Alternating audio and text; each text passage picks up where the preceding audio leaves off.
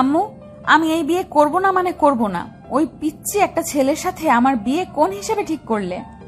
আমি ওকে ছোট ভাইয়ের মতো দেখি, আর সেখানে কিনা তুমি আমাকে ওর সাথে বিয়ে দেবে? আম্মু, এসব চিন্তা মাথা থেকে ছেড়ে ফেলে দাও। আমি কখনো ওকে বিয়ে করব না। চুপ কর, বিয়ে করবি না মানে? আর আরুষ তোর কোন সম্পর্কের ভাই লাগে? শোন, ওকে তুই বিয়ে করবি, এইটাই আমার শেষ কথা। ডিভোর্সি মেয়ে হয়ে এত জিদ ভালো না। তুলি, তোর আপুকে সাজিয়ে নিয়ে আয়। আমি ডিভোর্সে বলে আমার কোনো দাম নাই? আমার কথার কোনো গুরুত্ব নাই নাকি? আমি আর কাউকে বিয়ে করতে চাই না। আম্মু, তুমি শুনছো? আমি কাউকে বিয়ে করতে চাই না। আর ও তো ওই পিচ্চি একটা ছেলেকে তো কখনোই না। তোকে তো বিয়ে করতেই হবে। আমরা কতদিন বাঁচবো? তোকে সারা জীবন দেখে রাখার জন্য হইলেও একটা মানুষের দরকার আছে।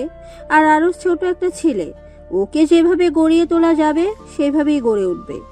আমি কোনো কথা শুনতে চাই না। আমি তোর আম্মু, কোনটাতে তোর ভালো হবে ওইটা আমার থেকে তুই বেশি বুঝবি না। তিয়া রেগে গিয়ে আরো কিছু বলবে তার আগেই তিয়ার আম্মু চলে গেল। তুলি আর সব কাজিনরা মিলে তিয়াকে জোর করে সাজিয়ে দিতে লাগলো। আর এইদিকে আরুষর আম্মুকে বলতে লাগলো, আম্মু, আমি ম্যামকে বিয়ে করব না। উনি আমার কলেজের ম্যাম, সবাই জানলে আমাদের নিয়ে হাসাহাসি করবে। প্লিজ আম্মু, এই বিয়েটা ভেঙে দাও। আমি ওনাকে সবসময় বড় আপু বলে ডাকছি, সেখানে হুট করে এভাবে তাকে বউ বানানো, এইটা আমি পারবো না। আম্মু প্লিজ, আন্টিকে বুঝিয়ে বলো না। আরুষ, আমি জানি তিয়া তোর অনেক সিনিয়র, কিন্তু তুই কি চাস না তোর বোন সুখে থাকুক? দেখ, তোর বোনের এত ভালো একটা ফ্যামিলিতে বিয়ে হচ্ছে, নিজের বোনের সুখের কথা ভেবেও তো এটা মেনে নিতে পারিস। আম্মু, রাহাত ভাইয়া তো আতিয়াকে পছন্দ করছে, তাই তাদের বিয়ে হচ্ছে। কিন্তু আমাদের বিয়ে দেওয়ার মানে কি? তোর কি মনে হয় তোর বোনকে এমনি এমনি ওই ঘরে বউ বানাচ্ছে নাকি? তোর সাথে তিয়ার বিয়ে দিবে জন্য এমন করছে। দেখ আরুষ, আমি তোর থেকে জীবনে কিছুই চাই নাই। আজ আমার মেয়ের সুখ তোর কাছে ভিক্ষা চাচ্ছি। দয়া করে এই বিয়েটা করে ফেল। তুই যদি বিয়ে না করিস তাহলে তোর বোনেরও বিয়ে হবে না। আরুষের আম্মু আরুষের সামনে আঁচল পেতে ভিক্ষা চাইতে লাগলো। আরুষের আম্মুর হাত দুইটা ধরে বলল, আম্মু, এভাবে বলো না। আমি বিয়ে করব। তুমি আর আপু আব্বু ছাড়া তো আমার এই দুনিয়াতে কেউ নাই। তোমরা আমার জীবন, সেখানে তোমাদের ভালোর জন্য আমি সব করতে পারি। আরুষের কথা শুনে আরুষের আম্মু আরুষের কপালে চুমু দিয়ে হাসি মুখে বলল, আমি জানতাম আমার ছেলেটা আমার কথা অমান্য করবে না। আচ্ছা আরুষ, তাড়াতাড়ি রেডি হয়ে নে, আমি নিচে চলে গেলাম। আরুষের আম্মু চলে গেল। আরুষকে ওর বন্ধুরা রেডি করে দিতে লাগলো। আরুষের বেস্ট ফ্রেন্ড রাকিব বলল, আরুষ, তুই এই বিয়ে করিস না। তোর মা তোকে ইচ্ছে করে এখানে ফাঁসিয়ে দিয়ে যাচ্ছে। তুই কবে চালাক হবি বল? দেখ, এখনো সময় আছে, তুই পালিয়ে যা। আমরা তোকে পালাতে সাহায্য করব। না, আমি এখন থেকে পালাতে পারবো না। আমি পালালে আমার বোনের কি হবে? আমি নিজের সুখের কথা ভেবে বোনের জীবন নষ্ট করতে পারি না। তাই বলে নিজের জীবনটা শেষ করে দিবি? তুই খুব ভালো করে জানোস তিয়া ম্যাম কতটা ভয়ঙ্কর একটা মেয়ে। কলেজে প্রায় ছেলেরা ভয়ে কাঁপে ওনাকে দেখলে, আর তুই কিনা সেই মানুষের সাথে সারা জীবন কাটানোর সিদ্ধান্ত নিচ্ছিস। বাদ দে, যা হোক আল্লাহ ভরসা। চল নিচে যাই, সময় হয়ে যাচ্ছে। রাকিব আর কিছু বলল না, আরুষকে নিয়ে যেতে লাগলো। আরুষকে তিয়ার ভাইয়ের পাশে বসিয়ে দিল। আরুষকে দেখে অনেক মেয়েরা নানা ধরনের কথা বলতে লাগলো। কেউ কেউ বলতে লাগলো, তিয়ার ডিভোর্সি হয়ে এত কিউট ছেলেকে পেয়ে যাবে, তিয়ার কপাল অনেক ভালো। আরও নানা ধরনের কথা বলতে লাগলো। আরুষ ওইদিকে কান দিল না। অনেকক্ষণ বসে থাকার পর কাজে আসলে বিয়ে পড়ানো শুরু করে দেয়। বিয়ে পড়ানো শেষ হলে সবাইকে খেতে দেয়। আরুষকে তিয়াকে খাইয়ে দিতে বলল। আরুষ না চাইতেও খাওয়াই দিতে বাধ্য হলো। তিয়ার রাগ হতে লাগলো, কিন্তু কিছু না বলে সবার কথা মতো আরুষকে খাওয়াই দিতে লাগলো। আরুষের বোনের দিকে তাকিয়ে ভাবতে লাগলো, আমার বোনটা কত খুশি, আর আমি কিনা নিজের ভালোর জন্য পালাতে চাইছিলাম। আমার বোন সুখী তো আমিও সুখী। খাওয়া দাওয়া শেষ হইলে সবার নাচ করা, গান গাওয়া দেখতে লাগলো। সবাই আনন্দ করছে, আরুষ আর তিয়া বসে থেকে দেখতে লাগলো। আর 12টার দিকে তিয়াকে বাসর ঘরে রেখে আসলো। আরুষ ওর বন্ধুর সাথে এক পাশে গিয়ে বসে থেকে কথা বলতে লাগলো। রাকিব আরুষকে বলল, শোন মাম্মু, বিয়ে যখন হয়ে গেছে এখন তুই তার স্বামী, তাই বাসার ঘরে বিড়াল ভালো করে মারবি, বুঝছিস? আরুষ ভুরকুচকে তাকিয়ে বলল, বিড়াল কেন মারবো? বিড়াল তো আমার অনেক পছন্দের প্রাণী। আমি বিড়াল মারবো কেন? আরুষের কথা শুনে সবাই সজোরে হেসে উঠল। আরুষ ভ্যাবাচাকা খেয়ে বলল, কি রে, হাসোস কেন? আরে শালা, বিড়াল এইটা ওই বিড়াল না, বলো। এইদিকে কান দে, আমি বুঝিয়ে বলি। আরুষ রাকিবের দিকে কান এগিয়ে দিতে আরুষকে বাসর ঘরের ব্যাপারে সব বলতে আরুষ ধাক্কা দিয়ে সরিয়ে দিয়ে বলল, যা শালা। এখন তো বুঝছো, এখন চল বাসর ঘরে যাবি, আর মনে যেন থাকে কি করতে হবে। আরুষের বন্ধুরা সবাই আরুষকে নিয়ে বাসর ঘরের সামনে গেল। দেখতে পাই আরুষের শালিকারা দাঁড়িয়ে আছে। রাকিব সবাইকে বলল, আরে আপনাদের 10,000 টাকা দেওয়া হবে, সব আমার কাছে, চলেন ভাগ করে দেই। 15,000 টাকা লাগবে, 10,000 টাকা হবে না। আরে সমস্যা নাই, আমার সাথে আসেন। আরুষ ভুরকুচকে তাকিয়ে কানে কানে বলল, এত টাকা আমার কাছে নাই, কি করছিস? তোর শ্বশুর আমার কাছে টাকা দিয়েছে, আর 10,000 টাকা দিব, আর 10,000 আমরা পার্টি করব। টাকাটা নিয়েছস কেন? এটা দিয়ে তুই চুপচাপ থাক, তুই ভিতরে যা, আমি ওদের নিয়ে যাই। রাকিব আরুষকে ঘরের ভিতর ঢুকিয়ে দিয়ে আরুষ পড়ে যেতে যেতে বেঁচে যায়। আরুষ নিজেকে সামলিয়ে নিল। আরুষ সামনের দিকে তাকিয়ে দেখে তিয়া পা ঝুলে বসে আছে। আরুষ কি বলবে বুঝতে না পেরে বলল, আসসালামু আলাইকুম ম্যাম। ওয়ালাইকুম আসসালাম। আরুষ শোনো, আমার তোমার সাথে কথা আছে। জি বলেন। আমি অন্তঃসত্ত্বা। আরুষ যেন থমকে গেল। আরুষ হাসি মুখে বলল, অভিনন্দন। ধন্যবাদ। আমি মা হতে যাচ্ছি, তার মানে বুঝতে পারছো, আমাকে তুমি টাচ করতে পারবে না। আমার কাছে আসার চেষ্টা করলে তোমার খবর আছে। আপনি তো আমার স্ত্রী, তাহলে আমি কেন আপনাকে টাচ করতে পারবো না? তুমি কি বাচ্চা বোঝো না? বাচ্চা পেটে থাকলে ফিজিক্সের সম্পর্ক করতে হয় না। বুঝলাম, বাট আপনার হাত তো ধরতে পারবো না কি? ওটাও করতে পারবে না। মোট কথা, আমার কাছে আসবে না। কেন? হাত ধরলে কি সমস্যা? জানি না, আমার কাছে আসবে না, এটাই শেষ কথা। আর হ্যাঁ, আমি যে তোমার স্ত্রী এইটা যেন কলেজে বা আমার ফ্রেন্ড গ্রুপের কেউ না জানে। ওকে। গুড। যাও এখন শুয়ে পড়ো, বাট খাটে না, নিচে শুয়ে পড়ো। আলমারির পাশে পাটি আছে, আর আলমারির ভেতর কাঁথার চাদর আছে। আর এখান থেকে বালিশ নাও। ঠিক আছে। আরুষ কোনো কথা না বলে নিজের বিছানা করে নিল আর শেরানি খুলে ফেলল। তিয়া আরুষের দিকে তাকিয়ে বলল, আচ্ছা, তুমি আমাকে বিয়ে কেন করলে? আমি যতটা জানি তুমি তোমার বোন আমাদের সম্পর্ক দেখে বিয়ে করলে, তাই না? তোমার নামে তো আব্বু একটা বাসাও দিয়ে দিবে 1 বছর হয়ে গেলে। আপনার যেটা মনে হয় ওইটা ভাবেন। ও, আমি এখন বাহিরে যাব কিভাবে? আমার পোশাক তো সব অন্য রুমে আছে। ওদিন শপিং ব্যাগ দেখছো? ওইগুলো তোমার, তুলে দিয়ে গেছে। আর শপিং ব্যাগগুলো চেক করে দেখো, ওর জন্য টি শার্ট পাঞ্জাবি রাখা আছে। আর টি শার্ট আর একটা প্যান্ট নিয়ে ওয়াশরুমে চলে গেল। ওয়াশরুম থেকে পোশাক পরিবর্তন করে বের হলে তিয়া বলল, শোনো, ওইগুলো আলমারিতে রেখে দাও এক সাইডে। আমারগুলো এলোমেলো করলে খবর আছে। আরুষ কিছু না বলে সুন্দর করে এক সাইডে বিছানা করে নিল। তারপর লাইট অফ করতে যাবে। তিয়া বলল, লাইট অফ করো না। চিন্তা করবেন না, আপনার ঘুমের সুযোগ নিতে যাব না। চুপ করে ঘুমাও। আজকের দিনটা রাগ দেখাতে চাচ্ছি না। আর হ্যাঁ, ঘরের ভেতরে কি হয় না হয় এটা যেন বাহিরে না যায়, তাহলে কিন্তু মেরে জঙ্গলে ফেলে দিয়ে আসবো। ভয় পাই নাই। তাই নাকি?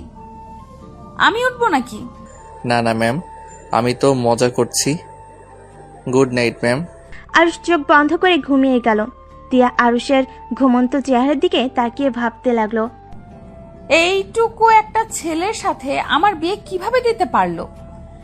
আম্মু আব্বু মাথা কি নষ্ট হয়ে গেছে নাকি? আর ওর আম্মুই বা কেমন, কোন হিসাবে আমার সাথে ওকে বিয়ে দিল? আর ওই বা কেমন যে আমার মতো ডিভোর্সি মেয়েকে বিয়ে করলো? এটা নিশ্চয়ই টাকার খেলা। টাকার লোভ এত যে ডিভোর্সি মেয়েকে বিয়ে করতে বাধ্য না। যত সব ফালতু ফ্যামিলি। মেজাজটাই এত গরম হচ্ছে না। তিয়া আরুষের থেকে চোখ সরিয়ে নিয়ে ঘুরে শুয়ে পড়ল। সকালে ঘুম ভাঙতেই আরুষ দেখে তিয়া বিছানায় নাই। দরজার দিকে তাকিয়ে দেখে দরজা ভিতর থেকে লক করা। আরুষ বুঝতে পারলো তিয়া ওয়াশরুমে গেছে। আরুষ উঠে চাদরটা ভাঁজ করে আলমারিতে তুলে রাখলো। পাটিটা এক কানিতে ভাঁজ করে রেখে দিল। পিছনের দিকে ঘুরে ওয়াশরুমের দিকে চোখ যেতে আরুষ অবাক হয়ে তিয়ার দিকে তাকিয়ে দেখতে লাগলো। তিয়াকে ভেজা চুলে এতটাই সুন্দর লাগতে পারে আরুষের যেন বিশ্বাসই হচ্ছে না। আরুষকে তিয়ার দিকে তাকিয়ে থাকতে দেখে তিয়া বলল, কি ব্যাপার, এভাবে তাকিয়েছো কেন? তিয়ার কথা শুনে আরুষ তাড়াতাড়ি করে চোখ নামিয়ে নিয়ে বলল, আপনি গোসল করছেন কেন? আমাদের মাঝে তো কিছুই হয় নাই। গোসল না করলে সবাই বুঝে ফেলবে আমার সাথে তোমার কিছু হয় নাই।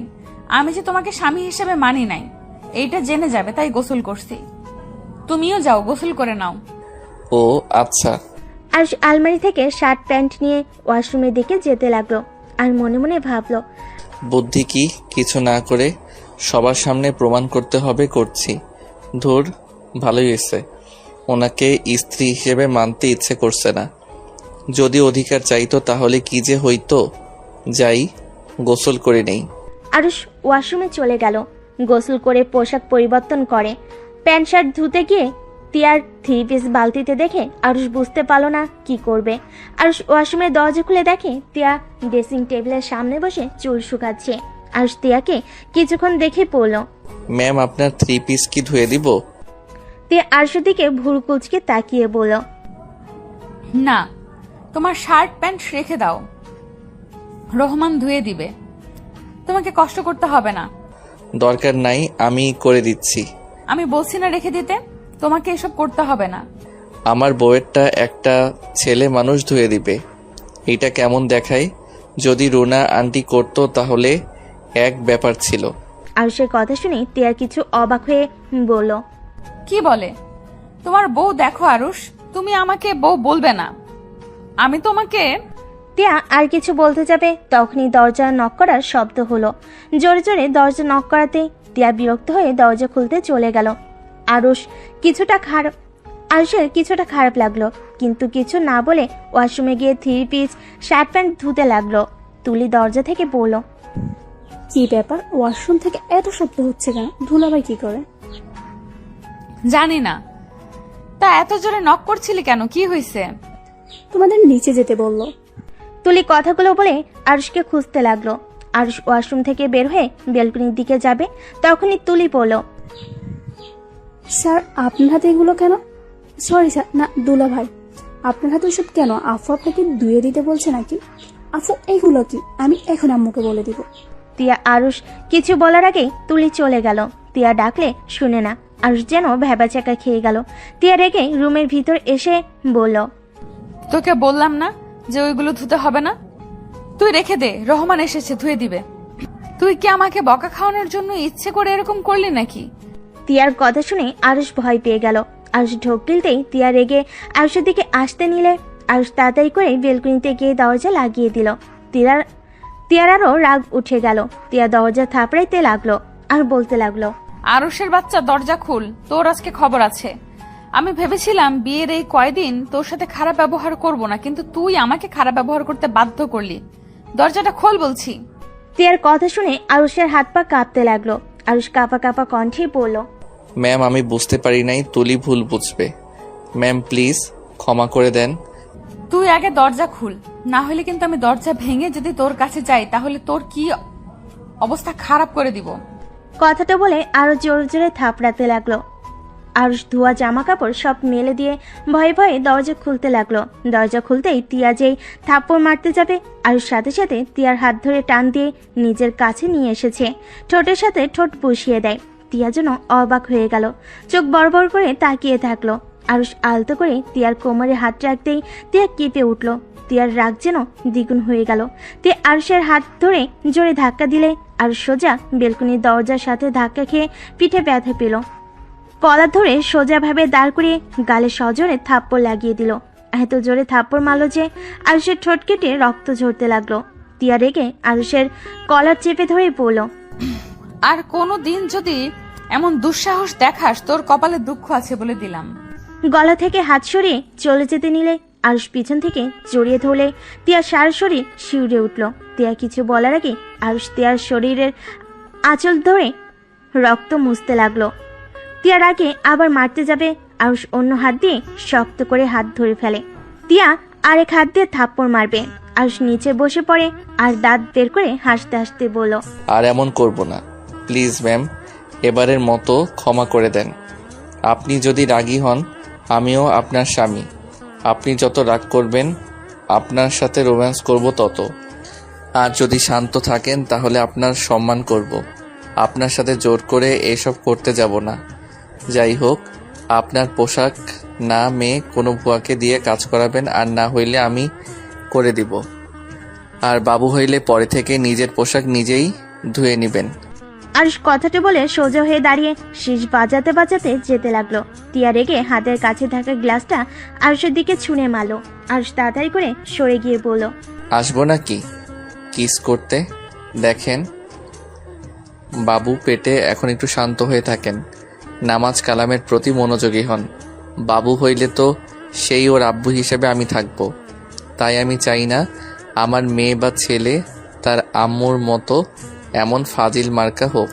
টিয়ার আগে দাঁতে দাঁত চেপে শাড়ির আঁচল খামছে ধরলো। টিয়ার আম্মু তুলি এসেছে কাজ দেখে, আর টিয়াকে এভাবে রেগে থাকতে দেখে টিয়ার আম্মু বলল, তিয়া, তুই আরুষকে গ্লাস ছুরি মেরেছিস? যদি গ্লাস লাগতো তাহলে কি হতো? কি হবে? মাথা ফাটলো না কেন? ছোট লোকের বাচ্চার সাহস দেখে আমি বাঁচি না। ওর কত বড় সাহস আমার সাথে।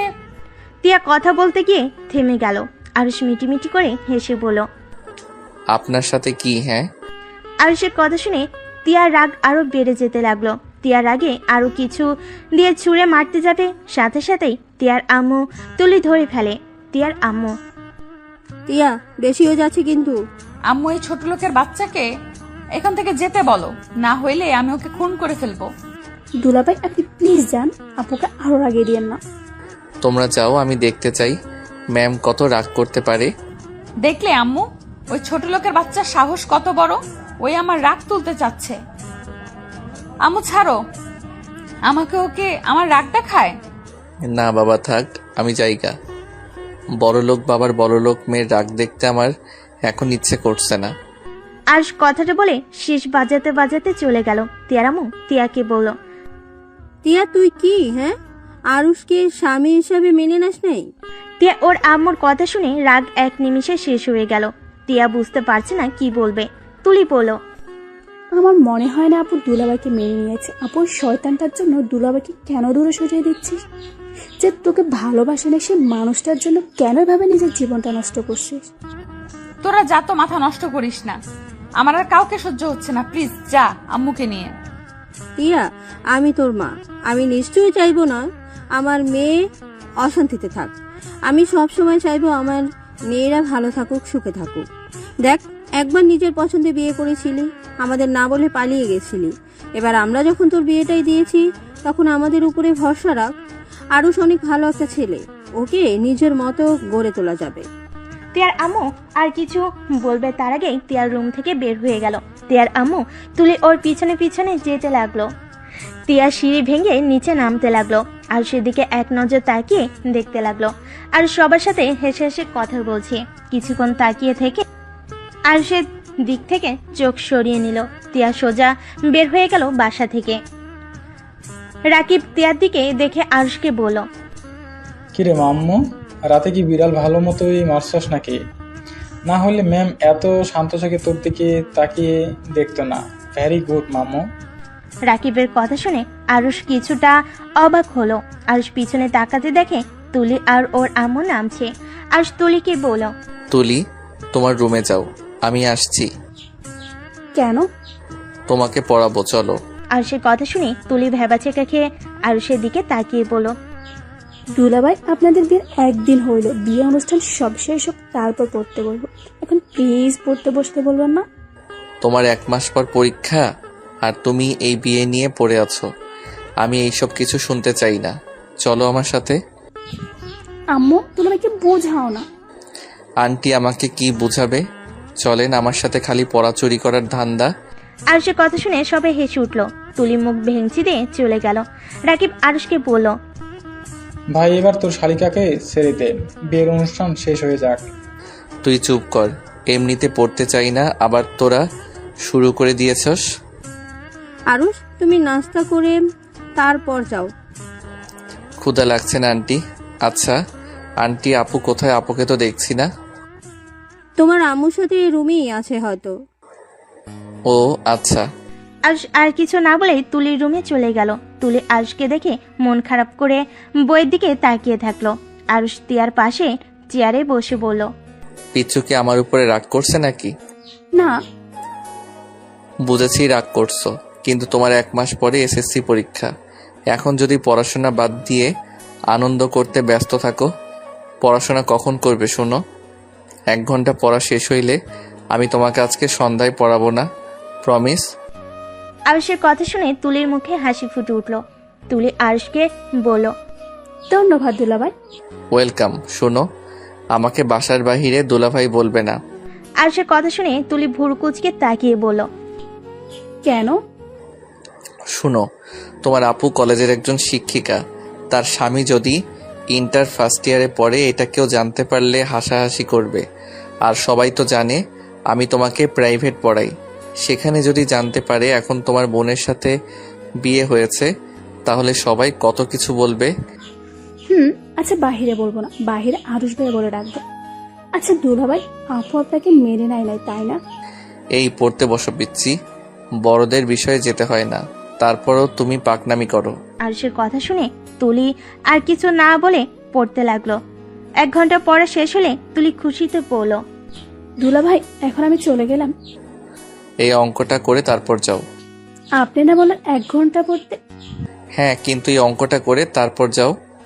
আরুষের কথা শুনে তুলি তাড়াতাড়ি করে অঙ্ক করতে লাগলো। অঙ্ক করা শেষ করে দৌড়ে পালিয়ে গেল।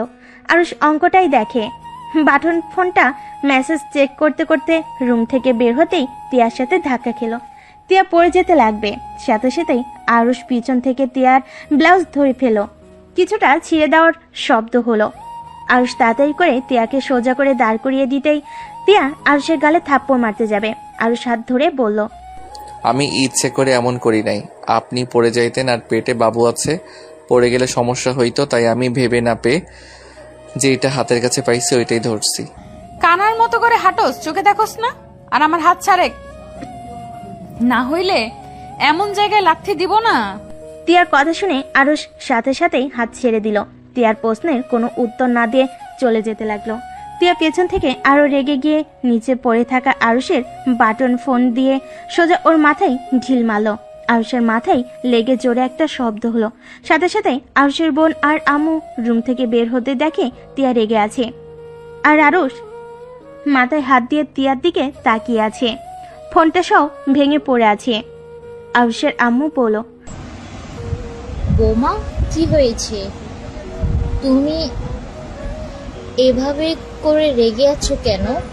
আরুষ কি করেছো বৌমার সাথে? এখনই বৌমার কাছে ক্ষমা চা। আরুষের আম্মুর দিকে একবার তাকালো আর একবার তিয়ার দিকে তাকালো। আরুষ মাথার পিছন থেকে হাত নিয়ে এসে দেখে হাতে রক্ত লেগে আছে। তিয়া রেগে বলল, আপনার ছেলেকে কি ভদ্রতা শেখান নাই, নাকি শুধু শিখাইছেন কিভাবে মেয়েদের সাথে অভদ্রতা করা শিখাইছেন? বেয়াদব ছেলে, বড়দের তো সম্মান করে না, আবার চোখ বড় বড় আমার দিকে তাকিয়ে আছে, চোখ একদম তুলে ফেলবো। তিয়ার কথা শুনে আরুষের আম্মু রাগি লুক নিয়ে আরুষের গালে থাপ্পড় বসিয়ে দিল। আরুষ অবাক হয়ে ওর আম্মু দিকে তাকিয়ে আছে। আরুষের আম্মু বলল, তোকে ছোট থেকে এই শিক্ষা দিয়েছি, বেয়াদবি করা, মেয়েদের সাথে খারাপ ব্যবহার করা। আরুষ কিছু না বলে চলে যেতে লাগলো। আরুষের চোখ বেয়ে 2 ফোঁটা পানি বের হতে সাথে সাথে মুছে ফেল। তিয়ার আঘাত করার থেকেও আরুষ ওর আম্মুর কথাই ব্যবহারে বেশি কষ্ট পেল। আরুষ মনে মনে ভাবতে লাগলো, এমনও মা হতে পারে যে নিজের সন্তানের মাথায় থেকে রক্ত ঝরতে দেখেও সন্তানের গালে থাপ্পড় বসিয়ে দিয়ে বকাও দিল শুধুমাত্র বড়লোক বৌমাকে খুশি করার জন্য। হা হা। আরুষ, এইটাতে ভেঙে পড়ছস? ছোটবেলা থেকে তোর আম্মু এমন জানার পর কেন কষ্ট পাচ্ছিস? আরো কয়েক ফোঁটা পানি পড়তেই আরুষ মুছে ফেলো। আরুষ ছাদে চলে গেল। ছাদে গিয়ে দেখে সবাই আড্ডা দিচ্ছে। আরুষ ওদের পাশে গিয়ে বসলে রাকিব আরুষকে দেখে বলল, এই আরুষ, তোর মাথায় ঘাড়ে রক্ত মতো দেখা যাচ্ছে, দেখি মাথাটা এইদিকে নিয়ে আয় তো। কিছুই হয় নাই। আরুষ বসা থেকে উঠে ওই সাইডে গিয়ে দাঁড়ালো। আরুষ বাহিরের দিকে তাকিয়ে আছে। রাকিব কিছুক্ষণ পর উঠে আরুষের কাঁধে হাত দিতেই আরুষ চমকে উঠল। আরুষ পিছনে তাকিয়ে দেখে রাকিব। আরুষ কিছু না বলে আবার বাহিরের দিকে তাকিয়ে থাকলো। রাকিব আরুষের পাশে দাঁড়িয়ে পড়ল। তোর মাথায় তো রক্ত জমে গেছে, কি হয়েছে রে? এটা কিভাবে হলো? মাথায় কোথায় আঘাত লাগছে, দেখতে দে তো। রাকিব আরুষের মাথায় হাত দিতে যাবে, আরুষ হাত সরিয়ে দিয়ে পড়ল। তেমন কিছু হয় নাই, থাম। আর তুই ওদের সাথে আড্ডা দেওয়া বাদে এখানে আসলি কেন? যা ওদের সাথে আড্ডা দে। আড্ডা পরে দেওয়া যাবে, আগে বল তোর মাথায় আঘাত পাইলি কিভাবে? উনি আমার ফোন দিয়ে ঢিল মেরেছিল। কি? কিন্তু কেন? আরুষ তখন কার সব কথা খুলে বলল। আরুষের চোখ বেয়ে পানি পড়তে লাগলো। রাকিব আরুষকে জড়িয়ে ধরে বলল, দোস্ত, কান্না করিস না। তুই তো জানোস তোর আম্মু কখনোই তোর কথা ভাবে না। আমার কেন জানি মাঝে মাঝে মনে হয় ওইটা তোর সৎমা না তো। ধুর, না। ওনার ব্যবহার দেখে তো তাই মনে হয়। তোর বড় আপুকে ঠিক ভালোবাসে, কিন্তু তোকে দেখতে পারে না। বিষয়টা কেমন যেন।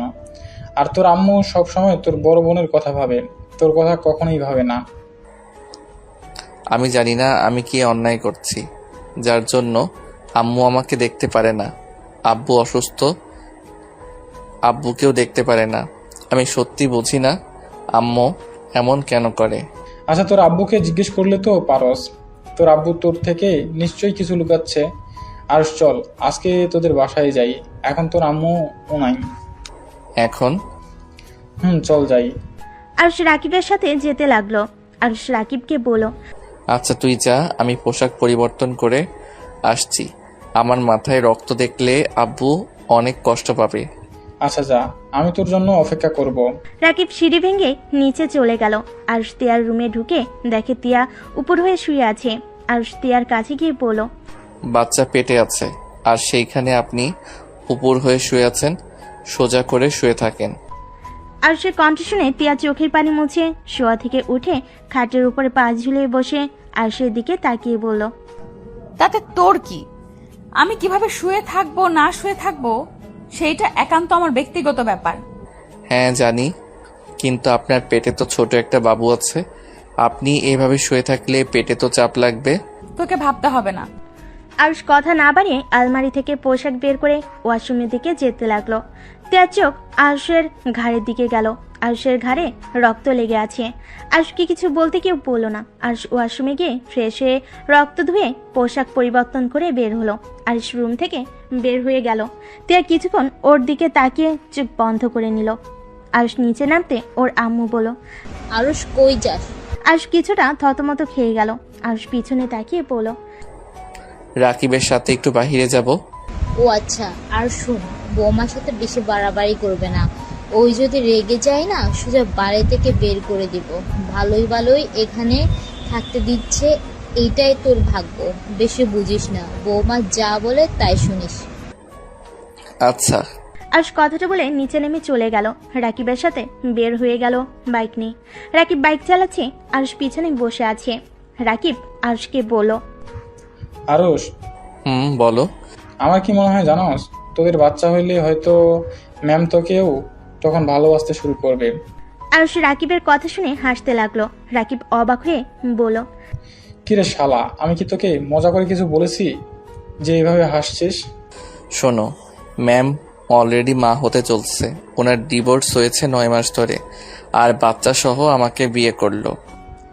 তোর আম্মুর সবকিছু জেনেও তোকে কিছুই বলে নাই। তোর আম্মুর সবকিছু জেনেও তোকে কিছুই বলে নাই। তোর আম্মু কেমন মানুষ রে? টাকার লোভ এত যে নিজের সন্তানকে এমন একটা মেয়ের সাথে বিয়ে দিল। একে তো ডিভোর্সে আবার পেটে বাচ্চাও আছে। আচ্ছা তুই কি জানোস ম্যামের ডিভোর্স কেন হয়েছে? না, ওইটা জানার ইচ্ছেও আমার নাই। যাই হোক, বাদ দে। এখন উনি আমার স্ত্রী হয়, সেখানে ওনার সন্তান মানে আমার সন্তান। ভাই তুই এত সহজভাবে সবকিছু কিভাবে মেনে নেস? আমি হলে তো কখন পালিয়ে যাইতাম। এই ধরনের মহিলার সাথে থাকার চেয়ে বিষ খেয়ে মরে যাওয়া ভালো। হা হা, শোন, মানুষের বিয়ে একবার হয়, সেখানে উনি আমার স্ত্রী। ওনাকে বোঝা উচিত আমার, ওনার ভালো খারাপ দিক দেখা উচিত, ওনার পাশে থাকা উচিত। এখন উনি আমার সাথে কেমন ব্যবহার করবে ওইটা ওনার ব্যক্তিগত ব্যাপার। আমি স্বামী হয়ে আমার কর্তব্য পালন করব। ভাই তুই একটা জিনিস আগে জানলে আমার বোনের সাথে তোকে বিয়ে দিয়ে ঘর জামাই রেখে দিতাম। লাথি মারবো, ওইটা আমারও বোন হয়। ফালতু কথা বলবি না। ভুল হয়েছে, ক্ষমা করে দেন। রাকিবের কথা বলার ধরন দেখে হাসতে লাগলো। আরুষ রাকিব ওর বাসায় পৌঁছে গেল। টিনের গেটটা সরিয়ে দিয়ে দুজন ভিতরে ঢুকলো। আরুষের আব্বু গাছের নিচে বসে আছে। আরুষ ওর আব্বুর কাছে গিয়ে বসে বলল, আব্বু কেমন আছো? ভালো, তুই কখন আসলি? আর তোরা বাসায় আসিস না কেন? আব্বু খাবার খাইছো? হ্যাঁ। আঙ্কেল আপনি কি জানেন আপনার ছেলে মেয়ের বিয়ে হয়ে গেছে?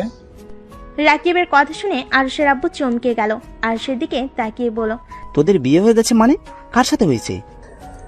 আমি যে বাসায় প্রাইভেট পড়াই, ওর বোন আমাদের কলেজের ম্যাম, ওনার সাথে আমার বিয়ে হয়েছে। আর আপুর বিয়ে হয়েছে ওনার বড় ভাইয়ের সাথে। কি ওই মেয়েটাই না ডিভোর্সি আর বদমেজাজি একটা মেয়ে? আর ওই তোর কত বড় হয়? ওর সাথে তোর কিভাবে বিয়ে হয়? আব্বু মাথা গরম করো না, শান্ত হও। আমি তোমাকে সব বুঝিয়ে বলছি। আরুষের আব্বুকে প্রথম থেকে সব বুঝিয়ে বলতে লাগলো। আরুষের আব্বু রেগে বলল, ওই মহিলা শেষমেশ নিজের মেয়ের ভালোর জন্য তোকে একটা বিবাহিত মেয়ের সাথে বিয়ে দিল? এত নিচে ওই কিভাবে নামতে পারে? ওই একবার আসুক, আমি যদি ওকে খুন না করছি। আব্বু থামো। ওয়েট আঙ্কেল, কি বললেন? ওই মহিলার নিজের মেয়ে মানে? আরুষের আব্বু থমকে গেল। আরুষের আব্বু বলল, কিছু না, তোমরা ঘরে যাও, ওই মহিলা একবার আসুক, ওর খবর আছে।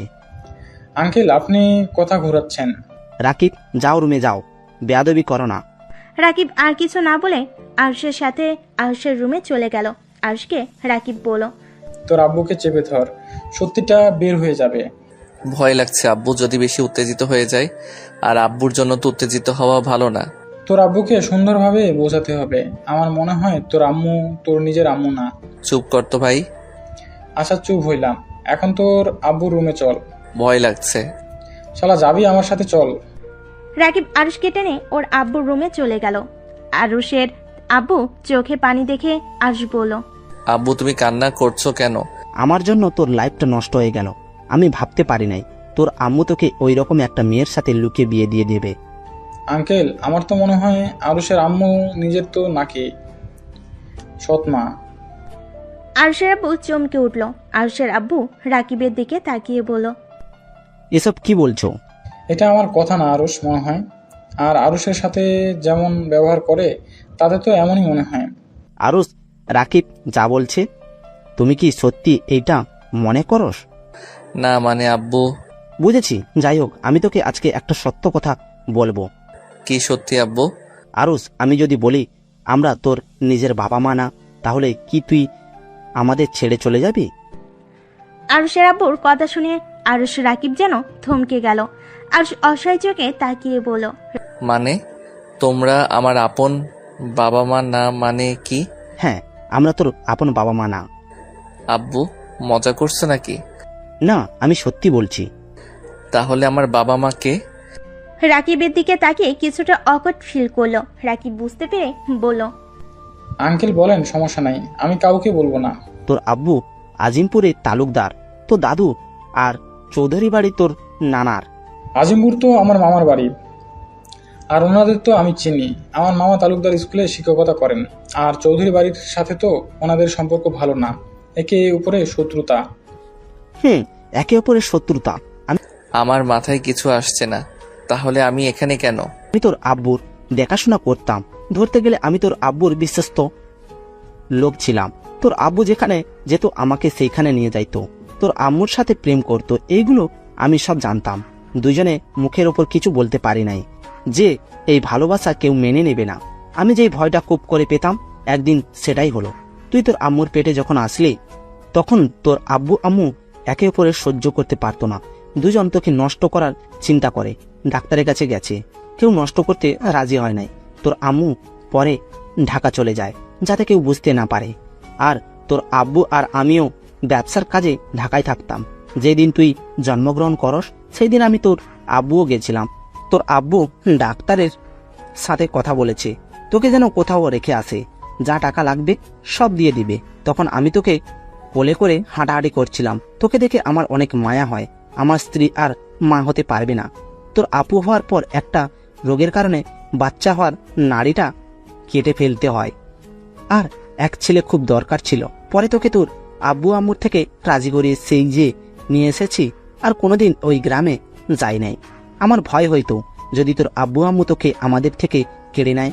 আমি তোকে অনেক ভালোবাসি রে বাপ, আমাকে ক্ষমা করে দিস। আমি এতদিন এইসব লুকিয়ে রাখছিলাম। আরুষের আব্বু কান্না করছে, আরুষের চোখ বেয়েও পানি বের হচ্ছে। আরুষ কি বলবে বুঝতে পারছে না। আরুষ মাটির উপর পড়ে যেতে নিবে, সাথে সাথে রাকিব ধরে ফেলে। আরুষ চোখের পানি মুছে নাক সিটকে স্বাভাবিক হয়ে বলল, আব্বু, তোমাকে ভয় পেতে হবে না, আমি তোমাদের ছেড়ে কোথাও যাব না। তোমরা আমার জন্য অনেক করছো, আমি তোমাদের ঋণ কখনোই ভুলতে পারবো না। আঙ্কেল, ওই মহান দুইটা মানুষের নাম কি? আয়ান তালুকদার, আয়না চৌধুরী। কি ওনারা? আয়না আন্টি তো অনেক ভালো, আর আয়না আন্টি তো তোদের বিয়েতে এসেছিল। কি? হ্যাঁ, তোদের বিয়েতে দেখেছিলাম। কথা বলতে গিয়ে বলতে পারি নাই, তোর শালিকাগুলো অনেক ফাজলামি করছিল। ওনার সাথে আবার ওনার কি সম্পর্ক? যাই হোক, রাকিব আমাকে প্রমিস কর এই কথাগুলো আমরা তিনজন ছাড়া আর কেউ যেন না জানে। আমি আমার এই মা বাবাকে চিনি, আর কাউকে চেনার দরকার নাই। তোকে কথা দিলাম, আমি কাউকে বলবো না। আচ্ছা আব্বু, আমি ওই বাসায় যাব, রুমাকে বলে দিব তোমার রান্না যেন করে দেয়। আর আম্মু যে কবে আসবে কে জানে, নাকি ওইখানে থাকার চিন্তা করছে কে জানে। ওই মহিলা লোভী টাইপের, আগে এমন ছিল না। আমি অসুস্থ হওয়ার পর থেকে এমন হয়ে গেছে। আমার কাছে উনি বেস্ট একজন মা, যে নিজের সন্তানের জন্য সবকিছুই করতে পারে। আমার আর ওনার উপরে রাগ অভিমান কোনোটাই নাই। আমি ওনাকে নিয়ে গর্বিত। আব্বু, নিজের যত্ন নিও, এইসব ভেবো না, আমি তোমাদের সন্তান আছি, থাকবো। আরুষ ওর আব্বু থেকে বিদায় নিয়ে ওর চাচাতো বোনকে খেয়াল রাখতে বলে চলে গেল। আরুষ রাকিবের পিঠে মুখ গুজে আছে। রাকিব বুঝতে পারছে আরুষ কান্না করছে। আরুষকে নিয়ে সোজা নদীর পাড়ে চলে গেল। রাকিব আরুষকে বলল, আরুষ নাম। আরুষ বাইক থেকে নেমে দেখে নদীর পাড়। আরুষ রাকিবকে বলল, কি ব্যাপার, এখানে আসলি কেন? ওই সাইডে বসে যত ইচ্ছা কান্না কর, কেউ আসবে না, কেউ শুনবে না। বাসায় চল। আরুষের কোনো কথা না শুনে রাকিব আরুষকে নদীর কিনারায় বসিয়ে দিল। কিছু টুকরা টুকরা পাথর মাটির দলা নিয়ে এসে দিল। রাকিব আরুষকে বলল, এইগুলো পানিতে ঢিল মার। পাগল হয়ে গেছিস নাকি? শালা যা বলি ওইটা কর। আরুষ রাকিবের কথা শুনে ঢিল মারতে লাগলো। আস্তে আস্তে আরুষের ঢিল মারতে মারতে যত রাগ ছিল সব রাগ খাটাতে লাগলো, আর চিৎকার করে কান্না করতে লাগলো। রাকিব আরুষকে শক্ত করে জড়িয়ে ধরলো। আরুষ কান্নায় ভেঙে পড়লো আর বলতে লাগলো, আমার লাইফটা কেন এমন? বাবা মা অবৈধভাবে দুনিয়াতে নিয়ে আসলো, আবার ছোটবেলা থেকে মানুষের লাথি গোতা খেয়ে এত দূর আসলাম, বিয়ে করলাম, সেখানে স্ত্রীও দেখতে পারে না। আমি আর কত সহ্য করব? এত অত্যাচার আমার সহ্য হচ্ছে না। মানুষের মুখের পাতলা চামড়ায় কথাগুলো আমার যে সহ্য হয় না। আমি কি কোনোদিন ভালো থাকার মতো স্থান পাবো না? আমি মানুষকে অবহেলা পাওয়ার জন্য জন্ম নিয়েছি? আমার কি শুধু কষ্ট পাওয়ার জন্য এই দুনিয়াতে আল্লাহ পাঠিয়েছে? আমি যা নিতে পারছি না। আরুষ কথাগুলো শেষ করে রাকিবের বুকে ঢলে পড়লো। আরুষ পড়ে যেতে নিবে, সাথে সাথে রাকিব শক্ত করে ধরে ডাকতে লাগলো, আরুষ, এই আরুষ কি হলো তোর?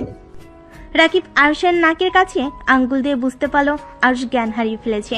আরুষকে ধরে বাইকের সাথে ঠেকিয়ে নদী থেকে পানি নিয়ে আসতে গিয়ে ব্যর্থ হলো।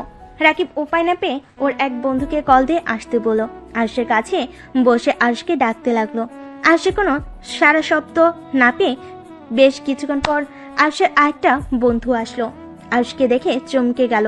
রাকিব বলল, ওকে মধ্যে বসে তুই পিছন থেকে ওকে ধর, এখন কোনো কিছু বলার সময় নাই। রাকিব বাইকে উঠে পড়লো। আরুষকে তুলে ওই ফ্রেন্ডের পিছনেই বসলো। আরুষকে নিয়ে সোজা হসপিটালে চলে গেল। আরুষের জ্ঞান ফিরে দেখে ও বেডে শুয়ে আছে। আরুষ হাতে স্যালাইন খুলে ফেলে বাইরে গেল। রাকিব আরুষকে দেখে বলল, কিরে, ইঞ্জেকশন খুলি কেন? যা শুয়ে থাক। বাসায় যাব। আর আমি এখানে কিভাবে আসলাম? তুই জ্ঞান হারিয়ে ফেলছিলি, তুই বেড শুয়ে থাক, খাবার নিয়ে আসছি। না, ক্ষুধা লাগছে না, চলো বাসায় যাই। আরুষ রাকিবের সাথে জোরাজুরি করতে লাগলো। রাকিব আর উপায় না পেয়ে হসপিটালে বিল দিয়ে আরুষকে নিয়ে বাসার উদ্দেশ্যে রওনা দিল। বাইক থেকে নেমে আরুষ পড়ে যেতে নিবে, সাথে সাথে আরুষ ওর আরেকটা ফ্রেন্ড ধরে ফেলল। রাকিব বলল, আরুষ তুই এখানে দাঁড়া, আমি বাইক সাইডে রেখে তোকে ভিতরে নিয়ে যাই। থাক, লাগবে না, আমি একা যেতে পারবো। তুই বাইক থামিয়ে আয়। আরুষ ওর আরেকটা বন্ধুর সাথে হেঁটে চলে গেল। রাকিব বাইক থামিয়ে আরুষের পিছন পিছন যেতে লাগলো। ভিতরে ঢুকতেই তুলি আরুষকে বলল, দুলাভাই আপনারা কোথায় চলে গেছিলেন? আরুষ তুলির কণ্ঠ পেয়ে তুলির দিকে তাকিয়ে মিষ্টি করে হাসি দিয়ে বলল, আব্বুর সাথে দেখা করতে গেছিলাম। তোমাকে না বললাম তোমার আবুকে নিয়ে আসতে? বেআইন তো বারবার কথা এড়িয়ে গেল।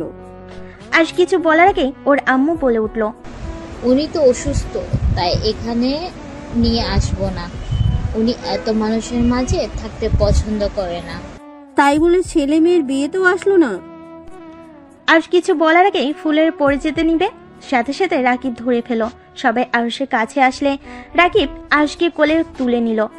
আরুষের ওই বন্ধুটা বলে, আরুষ বারবার জ্ঞান হারিয়ে ফেলেছে কেন, কি হয়েছে? আরুষের বন্ধুর কথা শুনে তিয়ার আম্মু বলল, বারবার জ্ঞান হারিয়ে ফেলছে মানে? আন্টি, ওর শরীরটা দুর্বল, সারাদিন খাই নাই, তার কারণে এমন হচ্ছে। আমি ওকে রুমে রেখে আসছি।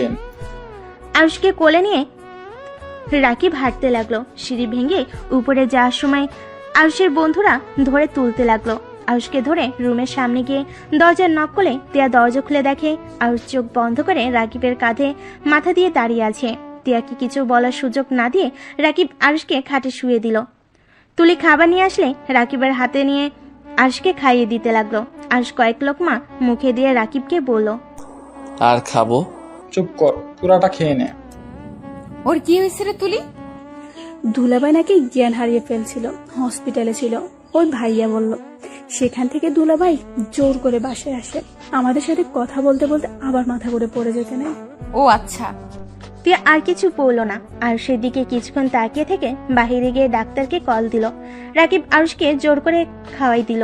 আরুষকে শুয়ে দিয়ে সবাইকে বলল, সবাই চলো, ওকে রেস্ট করতে দাও। রাকিবের সাথে সবাই চলে গেল। তিয়া রুমের ভিতরে ঢুকে দেখে আরুষ একদম খাটের সাথে যেন মিশে গেছে। তিয়া আরুষের মাথার পাশে বসে মাথায় হাত বুলিয়ে দিতে লাগলো। আরুষ রাকিবকে ভেবে বলল, রাকিব, তুই যা, আমার জন্য অনেক করছস, এবার ফ্রেশ হয়ে তুই রেস্ট নে। আরুষ কথাটা বলে বাম দিকে ঘুরে শুয়ে পড়ল। তিয়া হাত সরিয়ে নিয়ে কিছুটা দূরে গিয়ে দাঁড়ালো। বেশ কিছুক্ষণ পর বাসায় ডাক্তার দেখে সবাই অবাক হয়ে গেল। ডাক্তার এসে বলল, তিয়া ম্যামের রুমটা কোন দিকে। তুলি তিয়ার রুমে নিয়ে গেল। রুমে ঢুকতেই তিয়া বলল, ডাক্তার দেখুন তো, বারবার জ্ঞান হারিয়ে ফেলছেন কেন? ডাক্তার আরুষের হাত ধরতেই আরুষ চোখ খুলে ডাক্তারকে দেখেই বলল, আরে কে আপনি? উনি ডাক্তার, চুপচাপ শুয়ে থাকুন। আরুষকে কিছুক্ষণ দেখে বলল, টেনশনের ফলে এমন, আর শরীরে ভিটামিনের অভাব আছে। পুষ্টিকর খাবার আর ভিটামিন ওষুধ নিয়ে এসে খাওয়ালে ঠিক হয়ে যাবে। আর বেশি টেনশন না করেন যেন। ডাক্তার কথাগুলো বলে তিয়াকে ভিটামিনের ওষুধের নাম লিখে দিয়ে চলে গেল। আর কি কি খাওয়া লাগবে সব লিস্ট করে দিল। তিয়া ডাক্তারকে এগিয়ে দিয়ে রহিমকে লিস্ট দিয়ে সব নিয়ে আসতে পাঠিয়ে দিল। তিয়ার রুমে এসেছে দেখে আরুষ উপর হয়ে শুয়ে আছে। আরুষকে বলল, ঠিক মতো নিজের যত্ন নিতে পারো না নাকি? আর এত কিসের টেনশন করো? আমাকে বিয়ে করা নিয়ে চিন্তায় আছো নাকি? মানুষ বলে কথা, হাজার চিন্তা মাথায় থাকবেই। আর আপনাকে নিয়ে চিন্তা করতে যাব কেন? অসুস্থ, তাও আবার তেজ অনেক। যাও ঘুমাও। তিয়া আরুষের ডান পাশে বসে কাজ করতে লাগলো ল্যাপটপে। আর আরুষের দিকে কিছুক্ষণ তাকিয়ে দেখতে লাগলো। আরুষের চোখ বেয়ে টপ টপ করে পানি পড়ছে। তিয়া আরুষের চোখে পানি দেখে বলল, কান্না করছো কেন? দুঃখিত, আমি তোমার সাথে বেশি খারাপ ব্যবহার করে ফেলেছি। আমার মাথা গরম থাকলে আমি কি করি আমি নিজেও জানি না। আমার সাথে বেশি ঝামেলা করবে না, তাহলে তো আমি তোমার সাথে এমন ব্যবহার করতাম না। আমি আপনার কথাতে কষ্ট পাই নাই। আমার কপালটাই খারাপ। সেখানে কারো থেকে ভালো ব্যবহার আশা করা বোকামি। আরুষ কথাটা বলে ওয়াশরুমে চলে গেল।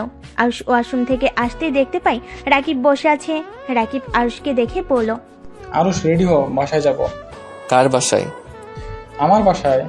তোমার বাসায় কেন যাবে?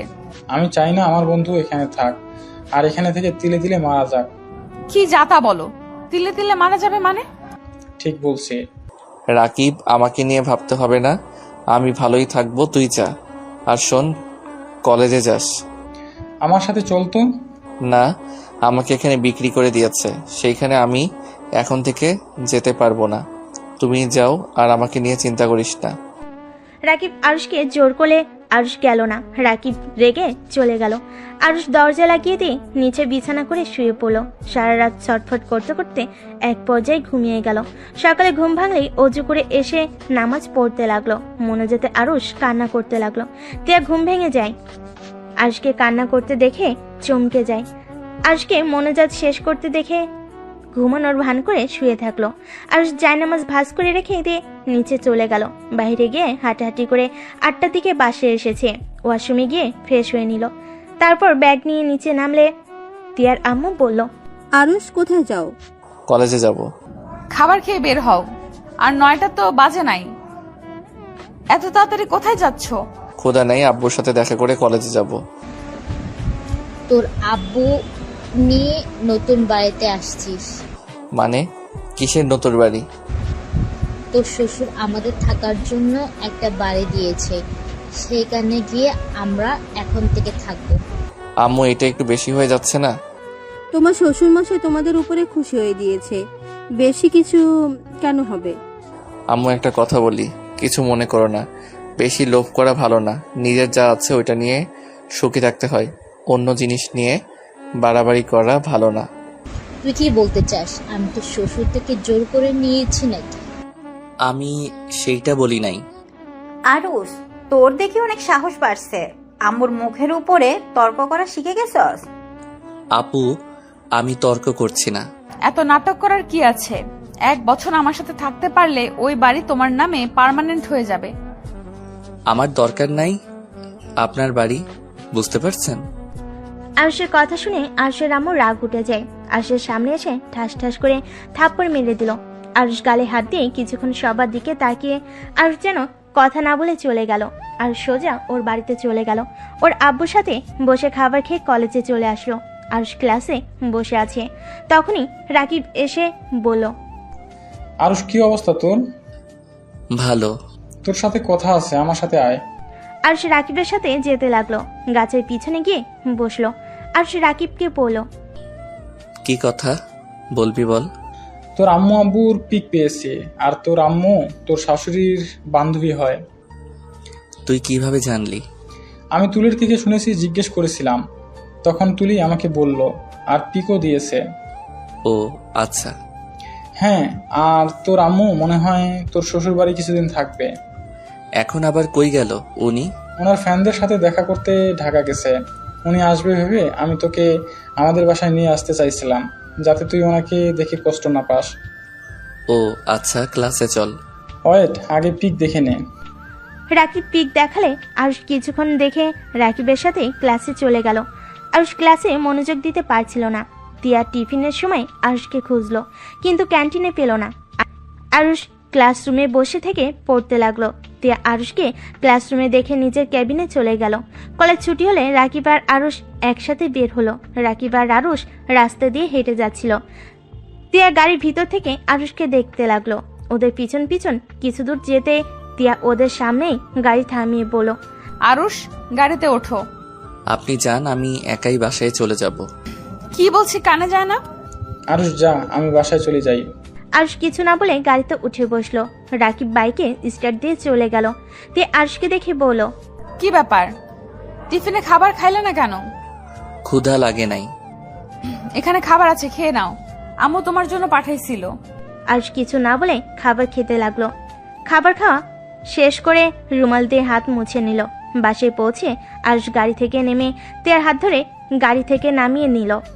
তিয়া অবাক হয়ে বলল, কি হইল এটা?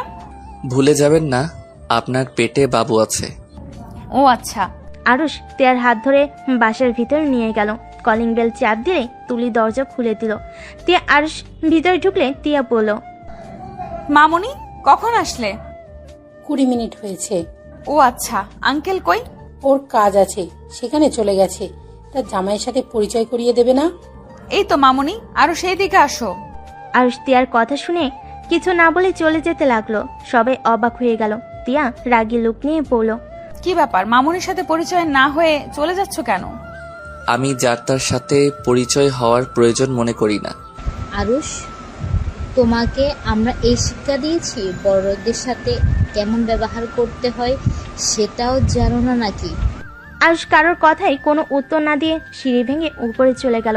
তিয়া লজ্জিত হয়ে বলল, মামুনি, ওর হয়ে আমি ক্ষমা চাচ্ছি। আরে ধুর, তুমি কেন ক্ষমা চাইছো? যাও, ফ্রেশ হয়ে এসো, অনেক গল্প করা বাকি আছে। আমি আসছি। তিয়া রুমে গিয়ে আরুষের দিকে রাগী লুক নিয়ে তাকিয়ে বলল, তোর সাহস কি করে হলো মামুনির সাথে এমন ব্যবহার করতে? আরুষের কলার ধরে চিৎকার করতে লাগলো। আরুষ তিয়াকে শক্ত করে জড়িয়ে ধরে বলল, শান্ত হন, এত চিৎকার করা আপনার শরীরের জন্য ভালো না। আমাকে ছাড় বলছি। যত চিৎকার করবেন তত শক্ত করে ধরবো। এখন তুমি ভেবে বলো, কি করবে? চিৎকার করবে নাকি শান্ত হবে? আমার মাথা কিন্তু গরম হয়ে যাচ্ছে। আরুষ তিয়াকে কিছু বলতে না দিয়ে ঠোঁটের সাথে ঠোঁট বসিয়ে দিল। আস্তে আস্তে তিয়া যেন চুপ হয়ে গেল। আরুষ তিয়াকে ছেড়ে দিয়ে বলল, আমার উপরে চিৎকার করলে এমন করব? মামুনির সাথে এমন করলেন কেন? মামুনি কতটা অপমানিত হয়েছে। তাতে আমার কি? এইসব বিষয়ে কথা বন্ধ করেন। দেখো, উনি আমার আম্মুর ক্লোজ বান্ধবী, ওনাকে আমরা অনেক ভালোবাসি। ওনার সাথে তুমি এমন ব্যবহার করতে পারো না। উনি আমার। আরুষ কথা পুরো শেষ করার আগেই চুপ হয়ে গেল। তিয়া আরুষের দিকে তাকিয়ে বলল, তোমার কি? কিছু না, যান ফ্রেশ হয়ে নেন। তোমার মাথায় যে কি আছে আল্লাহ মাবুদ জানে। আরুষ কোনো কথা না বলে রুম থেকে বের হয়ে গেল। সিঁড়ি ভেঙে নিচে দেখে আয়না চৌধুরী, তিয়ার আম্মু, আরুষের আম্মু বসে গল্প করছে। আরুষকে দেখে আরুষের আম্মু বলল, আরুষ, কোথাও যাচ্ছিস নাকি? আব্বু কাছে যাব। যেতে হবে না, তোর আব্বুকে নিয়ে আসতে গেছে তোর আপু আর দুলাভাই। আরুষ কথাটা শুনে চমকে গেল। তোতলাতে তোতলাতে বলল, কি আব্বু আসবে মানে? আরুষ কথাটা বলতেই কলিং বেল বেজে উঠল। আরুষ বুকের ভিতরে ঢুক করে উঠল। তুলি দরজা খুলতে যাবে, আরুষ তখনই বলল, তুলি দাঁড়াও, আমি দরজা খুলে দিচ্ছি। আরুষ ভয়ে ভয়ে দরজার দিকে এগিয়ে যেতে লাগলো। আরুষ দরজা খুলে দিতেই আরুষ দীর্ঘ নিঃশ্বাস ছেড়ে বলল, আসসালামু আলাইকুম। ওয়ালাইকুম সালাম। আর জামাইবাবু যে কেমন আছো? আলহামদুলিল্লাহ ভালো। ভিতরে আছেন? আরুষ দরজাটা লাগিয়ে দিয়ে আয়ন তালুকদারের ভিতরে নিয়ে আসলো। আয়না চৌধুরী বলল, আয়ান, তুমি এখানে? কাজ শেষ তোমার? চলো রেডি হব, গ্রামে যাব। আঙ্কেল, এটা কেমন কথা? মামুনি না আমাদের বাসায় থাকবে? তাহলে এখনই কেন নিয়ে যেতে চাচ্ছেন? দেখেন, আপনাদের কাউকে আমি যেতে দিব? মামনি, তোমার দাদু ভাই অনেক অসুস্থ, তাই গ্রামের বাড়িতে যেতে হবে। অন্য এক সময় এসে থাকবো। দাদু ভাই এখনো সুস্থ হন নাই? না, বয়স বেড়েছে, আস্তে আস্তে আরো অসুস্থ হয়ে যাচ্ছে। আপনাদের শত্রুতা ঠিক হয়ে গেছে? আরুষের কথা শুনে আয়ান তালুকদার আরুষের দিকে ঘুরে তাকালো। আরুষ কথা ঘুরিয়ে বলল, না মানে আপনাদের ব্যাপারে আমি অনেক শুনেছি। তালুকদার ফ্যামিলি আর চৌধুরী ফ্যামিলির সাথে অনেক দিনের শত্রুতা, তাই আর কি। হ্যাঁ, 1 মাস হলো ঠিক হয়েছে। আচ্ছা তিয়া মামনি, আর কি জানো নাম তোমার? আমার কোনো দাম নাই। আরুষের কথা শুনে সবাই ভুরুকুচকে আরুষের দিকে তাকালো। তিয়া কিছু বলতে যাবে, তখনই আরুষের আব্বু আপু তিয়ার ভাইয়া ভিতরে প্রবেশ করে। আয়না চৌধুরী আরুষের আব্বুকে দেখে চমকে গিয়ে বলে ওঠে। আরুষের আব্বু আয়ন তালুকদার আর আয়না চৌধুরীকে দেখে চমকে গেল। আরুষ ওর আব্বুকে বলল, আব্বু চলো আমার সাথে। আব্বু তুমি যা ভাবছো তেমন কিছুই হয় নাই। আমাকে আর কিছু বোঝাতে হবে না, চলে যা তুই, আমি তোকে ধরে রাখবো না। মজিদ, তুই এখানে? হ্যাঁ, আমি এখানে। নিয়ে যান স্যার। কি নিয়ে যাব? সরি স্যার, আব্বুর মাথাটা গেছে। আব্বু আমার সাথে আসো। আরুষ ওর আব্বুকে টেনে নিয়ে আসতে লাগলো। আয়ন তালুকদার আরুষকে বলল, মজিদ, আমার সন্তান কোথায়? মারা গেছে। মানে? মানে সহজ, আপনার অবৈধ সন্তান মারা গেছে। স্যার, আপনি জানেন না আপনার সন্তানকে? আমি কিভাবে জানবো? তুই তো আমার সন্তানকে নিয়ে চলে এসেছিস। মজিদ ভাই, আমার সন্তান কোথায়? প্লিজ আমার সন্তানকে ফিরিয়ে দেন। আপনাকে আমি অনেক খুঁজেছি, আমরা আপনাকে কোথাও খুঁজে পাইনি। প্লিজ মজিদ ভাই, আমার সন্তানকে ফিরিয়ে দেন। আপনার সন্তানকে আমি ফিরিয়ে দিব, কিন্তু তার জন্য আমাকে টাকা দিতে হবে। যত টাকা লাগে আমরা আপনাকে দিব। আমার সন্তানকে প্লিজ ফিরিয়ে দেন। টাকা দিতে হবে না, ওই যে এই ছেলেটাই আপনাদের সন্তান। আরুষের আব্বুর কথা শুনে সবাই অবাক হয়ে আরুষের দিকে তাকালো। আয়ান তালুকদার আরুষকে জড়িয়ে ধরতে যাবে, আরুষ ধাক্কা দিয়ে সরিয়ে দিয়ে বলল, খবরদার, আমাকে টাচ করবেন না। আরুষ কথাটা বলে জোরে জোরে চিৎকার করতে লাগলো। তিয়া আরুষকে এভাবে চিৎকার করতে দেখে আরুষকে ধাক্কা দিতে দিতে বলল, আরুষ, এই আরুষ, কি হয়েছে? আরুষ তিয়ার কণ্ঠ পেয়ে চোখ খুলে দেখে আরুষ রুমে শুয়ে আছে। আরুষের বুঝতে বাকি রইল না এতক্ষণ ধরে আরুষ স্বপ্ন দেখছিল। আরুষ টি টেবিল থেকে এক গ্লাস পানি ঢেলে ঢকঢক করে খেয়ে ফেললো। তিয়া আরুষকে দেখে বলল, কি হয়েছে? খারাপ স্বপ্ন দেখছো নাকি? হয়তো। কত বাজে? সন্ধ্যা হয়ে গেছে, যাও ফ্রেশ হয়ে নাও। আমি ঘুমাইছি কখন? কলেজ থেকে এসেছে তো ঘুমিয়ে গেলে। এই, তোমার মাথায় কি সমস্যা দেখাচ্ছে নাকি? কেন? তখন মামুনের সাথে বেয়াদবি করলে, আবার এখন বলছো কখন ঘুমাইছো জানো না। আরুষ তিয়ার কোনো কথার উত্তর না দিয়ে ওয়াশরুমে চলে গেল। ফ্রেশ হয়ে নিচে নেমে গেল। নিচে গিয়ে তুলিকে বলল, তুলি, তোমার পড়া নাই নাকি? ভাইয়া আজকে পড়বো না, মামনি এসেছে, মামনির সাথে আড্ডা দেব। ভাইয়া আপনিও আসেন আমাদের সাথে আড্ডা দিতে। আরো চোখে ছাড়ো, ওই এখন এক পা উঠবে না। আয়না আসলে ওদের দুই বোনের কোনোদিন খেয়াল রাখে না। তুমি ওদের সাথে আড্ডা দাও, তোমারও ভালো লাগবে। আরুষ, আসো এখানে বসো। তোমার সম্পর্কে তো কিছুই জানতাম না। আরুষ না চাইতো আয়না চৌধুরীর সামনে গিয়ে বসলো। আয়না চৌধুরী গল্প করতে লাগলো। আরুষ আর চোখে মাঝে মাঝে আয়না চৌধুরীকে দেখতে লাগলো। তিয়া এসেছে, ওদের সাথে আড্ডায় যোগ দিল। মাঝে মাঝে ওদের কথা শুনে আরুষের হাসি পেতে লাগলো। আরুষ কথায় কথায় বলে উঠল, তুলি, তুমি তো খুব তাড়াতাড়ি খালামণি হতে যাচ্ছ, তুমি কি খুশি না? আরুষের কথা শুনে সবাই অবাক হয়ে গেল। তিয়া বেশম খেলো।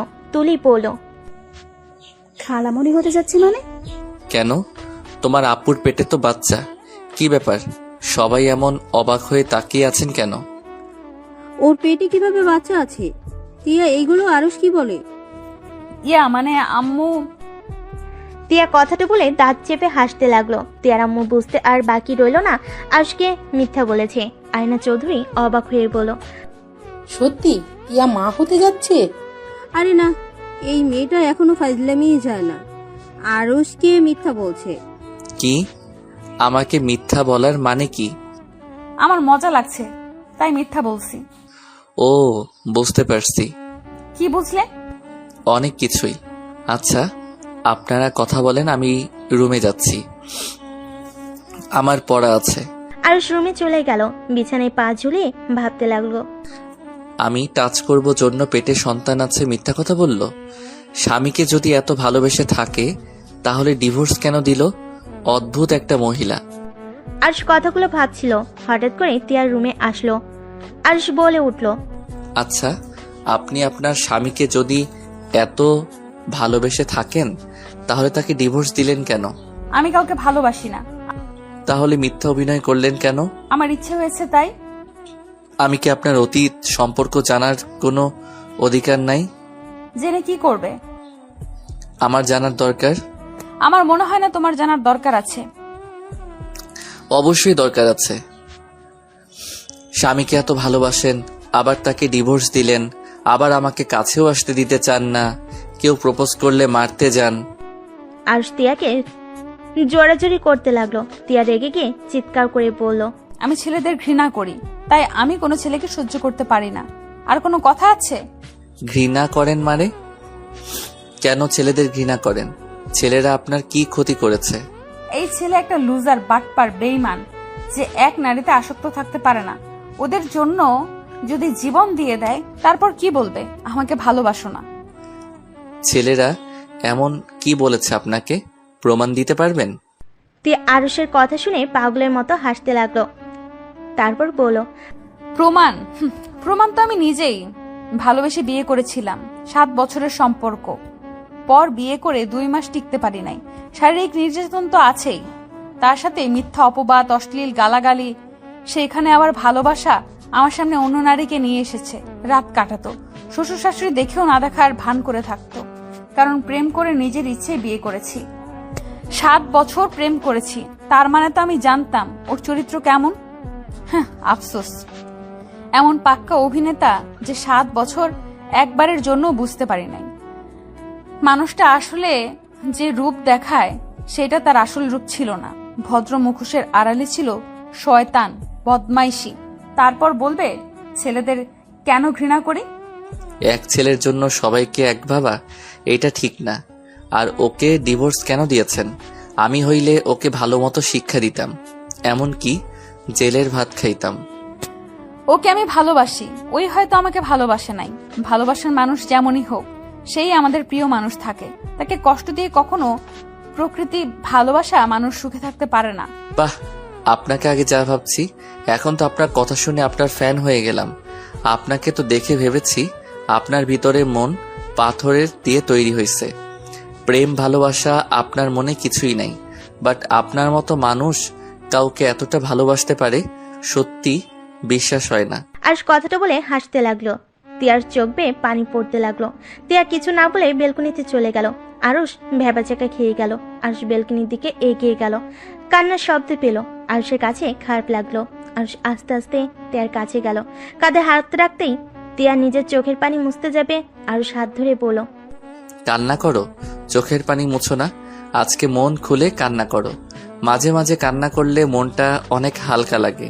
তিয়া জোরে জোরে কান্না করতে লাগলো। কান্না করতে করতে হিসকি উঠে গেল। আরুষ রুমে গিয়ে 1 গ্লাস পানি নিয়ে এসেছে। তিয়াকে বলল, এই নাও পানি, খেয়ে আবারও কান্না করো। আর তুমি চাইলে খাবারও নিয়ে আসতে পারি, একটু করে রেস্ট নিবে, খাবার খেয়ে আবার কান্না শুরু করবে, ওকে? আরুষের কথা শুনে তিয়া ফিক করে হেসে দিল। আরুষের কান ধরে বলল, শয়তান, আমার ইমোশনাল দেখে মজা নেওয়া হচ্ছে তাই না? আহ, কান ছাড়ো। আমি তোমার স্বামী হই, আমার কান ধরা তোমার উচিত না। এই ওয়েট, আমাকে তুমি কেন বলছো? আমি তোমার বয়সে বড়, আমাকে আপনি করে ডাকো। আরুষ তিয়াকে টান দিয়ে নিজের কাছে নিয়ে এসেছে। পিছনের দিকে ঘুরিয়ে পিছন থেকে জড়িয়ে ধরে কানে কানে ফিসফিস করে বলল, আমি আর আপনি করে বলবো না। তুমি বলে আপন আপন লাগে, আপনি বলে কেমন পরপর লাগে। আর তুমি তো আমার প্রিয়তমা, সেখানে অনেক কাছের মানুষ, তাই আপনি না তুমি বলে ডাকবো। তিয়া হালকা করে আরুষের পেটে গুঁতো দিল। আরুষ তিয়াকে ছেড়ে দেয়। তিয়া বলল, আমি কারো প্রিয়তমা না, আর না তুমি আমার আপন কেউ। আমি তোমাকে কখনোই ভালোবাসতে পারবো না। কেন? একবার আমাকে বিশ্বাস করে দেখলে ক্ষতি কি?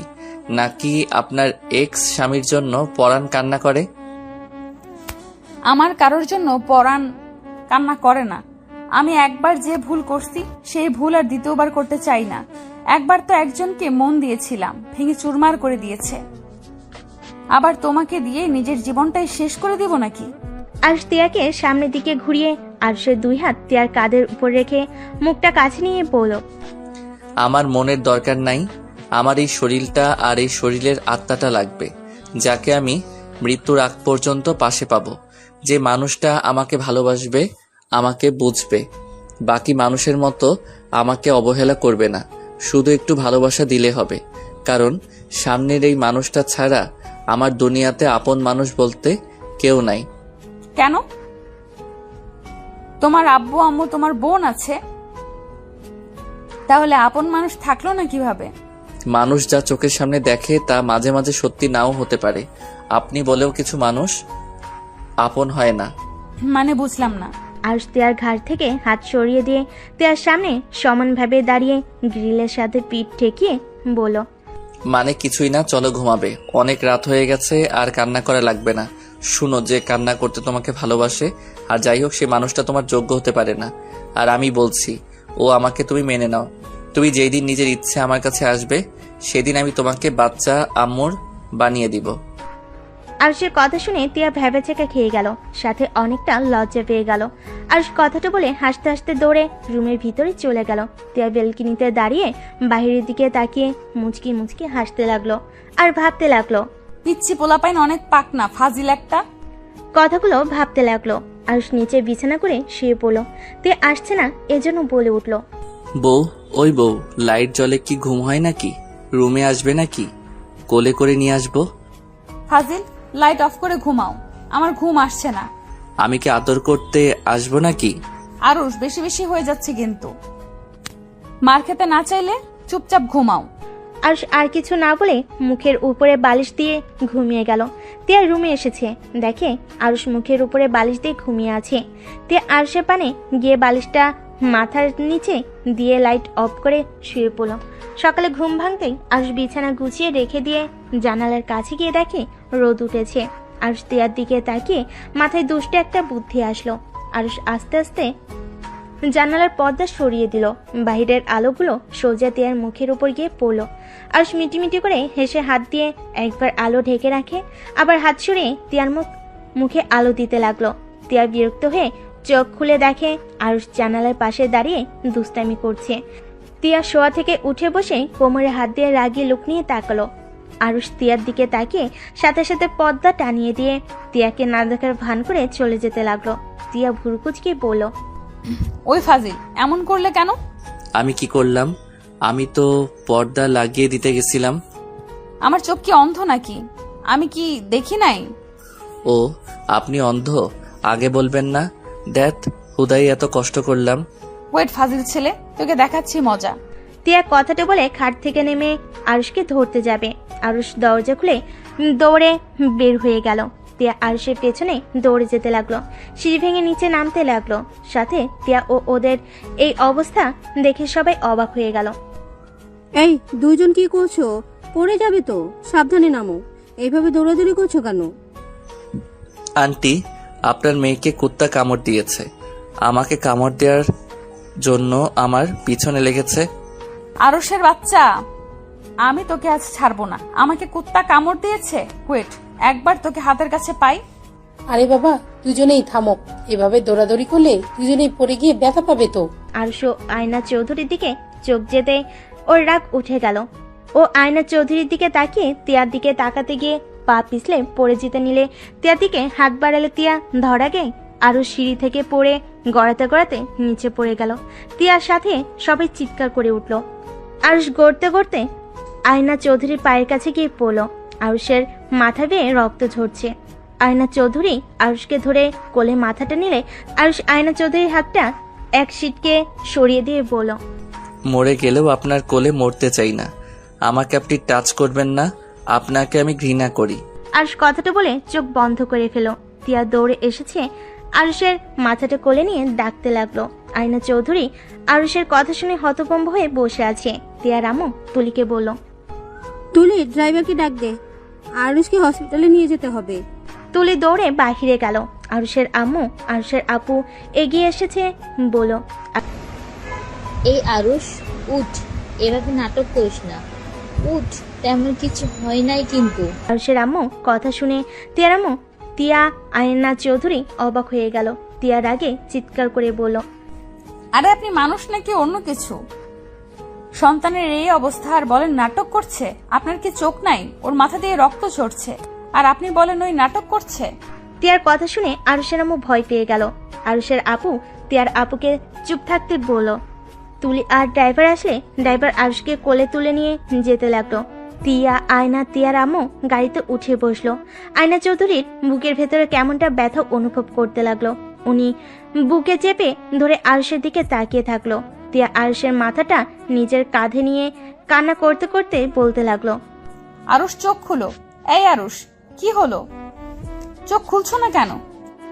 তিয়া শান্ত হ, আরুষের কিচ্ছু হবে না। এই আরুষ, কথা বলো না। এই আরুষ, দেখো আমি কিন্তু রেগে যাচ্ছি, আমাকে আরো রাগাবে না। এই আরুষ, চোখ খোলো না, তোমাকে এভাবে দেখতে ভালো লাগছে না। এই আরুষ, চোখ খোলো। তিয়া কান্নায় ভেঙে পড়তে লাগলো। হসপিটালের সামনে পৌঁছে আরুষকে ড্রাইভার কোলে তুলে নিয়ে দৌড়ে হসপিটালের ভিতর নিয়ে গেল। আরুষকে ভর্তি করিয়ে দিয়ে নিচে চলে গেল। তিয়া কেবিনের বাহিরে হাঁটাহাঁটি করতে লাগলো। তুলি আর আরুষের আম্মু আর আপু কিছুক্ষণ পর চলে আসলো। অনেকক্ষণ পর ডাক্তার বের হইলে ডাক্তার বলে আরুষ মাথায় আর হাতে ব্যথা পেয়েছে, ব্যান্ডেজ করা হয়ে গেছে আর ইনজেকশন দিয়ে ঘুম পাড়িয়ে দেওয়া হয়েছে। ডক্টরের কথা শুনে আয়না চৌধুরী দীর্ঘশ্বাস ফেলল। তিয়া ডাক্তারের থেকে অনুমতি নিয়ে কেবিনে ঢুকে আরুষের পাশে বসে আরুষের কপালে হাত বুলিয়ে দিতে লাগলো।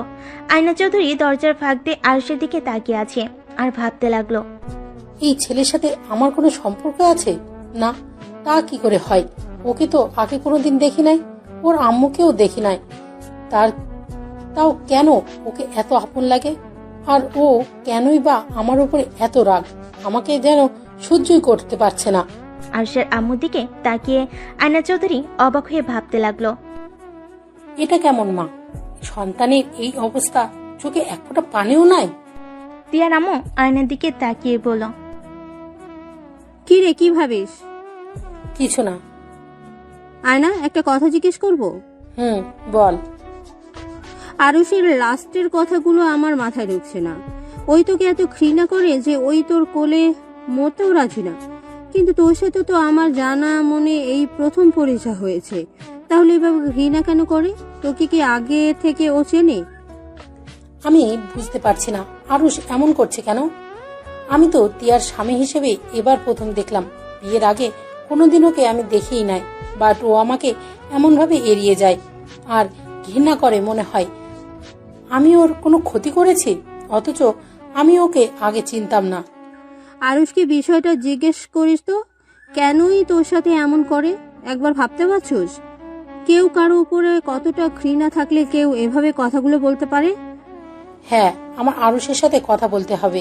আয়না চৌধুরী কেবিনের ভিতরে গিয়ে তিয়াকে বলল, তিয়া, তুমি বাসায় যাও, আমি এখানে থাকছি। তোমার তো কলেজে যেতে হবে, অনেক দেরি হয়ে গেছে, যাও। আচ্ছা মামুনি। তিয়া যেতে না চাইলেও যেতে হলো।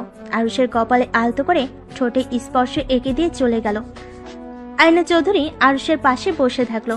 তিয়া বাসে গিয়ে রক্তমাখা জামা কাপড়ের দিকে তাকাতেই তিয়ার পড়ে যাওয়ার কথা মনে পড়তেই বুকটা সহ চিনচিন করে উঠল। তিয়া নিজেকে স্বাভাবিক করে ওয়াশরুমে গিয়ে গোসল করে পোশাক পরে কলেজের উদ্দেশ্যে বের হয়ে গেল। রাকিব তিয়াকে দেখে বলল, আসসালামু আলাইকুম ম্যাম। ম্যাম, আপনার সাথে কথা ছিল। ওয়ালাইকুম আসসালাম। আমি জানি কি বলবে। আরুষ হসপিটালে ভর্তি আছে। কি? আরুষের কি হয়েছে? সিঁড়ি থেকে পড়ে গিয়ে ব্যথা পেয়েছে। আচ্ছা আমি যাচ্ছি, আমার এমনিতেই অনেক লেট হয়ে গেছে। তিয়া রাকিবকে কথা বলার সুযোগ না দিয়ে হসপিটালের নাম বলে চলে গেল।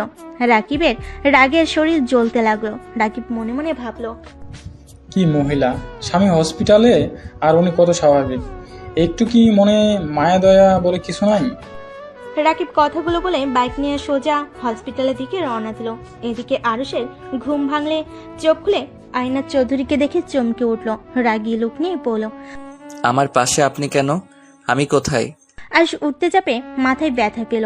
আয়না চৌধুরী ধরতে গেলে আরুষ ছিটকিয়ে আয়না চৌধুরীকে সরিয়ে দিয়ে বলল, আপনাকে বললাম না আমাকে ধরবেন না। আপনি কি বুঝেন না আমি আপনাকে পছন্দ করি না? আমাকে কেন পছন্দ করো না? আমি তোমার কি ক্ষতি করেছি? আসলে আরুষ, তুমি আয়নাকে কেন দেখতে পারো না? ওই তোমার কি ক্ষতি করেছে? তুমি ওকে সহ্য করতে কেন পারছো না? আরুষ তিয়ার আম্মুকে দেখে হতভম্ব হয়ে গেল। আরুষ নিজেকে স্বাভাবিক করে বলল, আন্টি, আমি বাসায় যেতে চাই। তুই আসুক তারপর যেও। এখন বলো, তুমি আয়নাকে কেন দেখতে পারো না? আমি জানি না। এইটা কেমন কথা? তুমি জানো না অথচ তাকে ঘৃণা করো? ওকে দেখতেও খারাপ না, আর এমন কি ওর ব্যবহারও খারাপ না। আয়নাকে তো সবাই কত ভালোবাসে। ও অনেক ভালো একটা মেয়ে। আজ পর্যন্ত কেউ বলতে পারবে না তিয়া কারোর সাথে খারাপ ব্যবহার করেছে বা কারো কোনো ক্ষতি করেছে। তাহলে তুমি কেন তাকে ঘৃণা করো? আর সজোরে হাসতে লাগলো।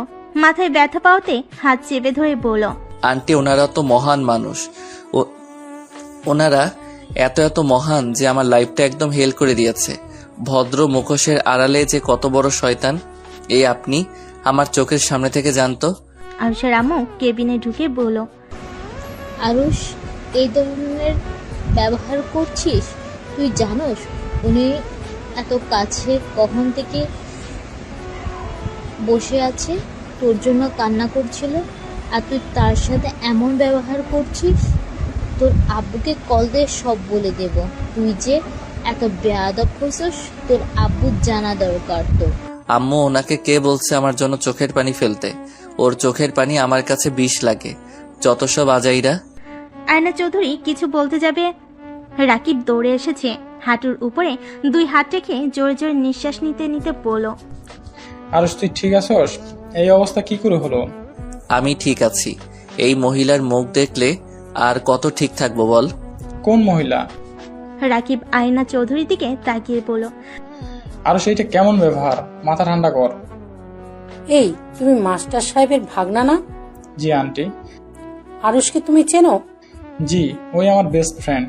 তুমি কি কিছু জানো ও আমাকে ঘৃণা কেন করে? না মানে, তার মানে তুমি জানো? হয়তো, বাট আমি কাউকে কিছু বলতে পারবো না। কেন? বলা যাবে না, তাই বলতে পারবো না।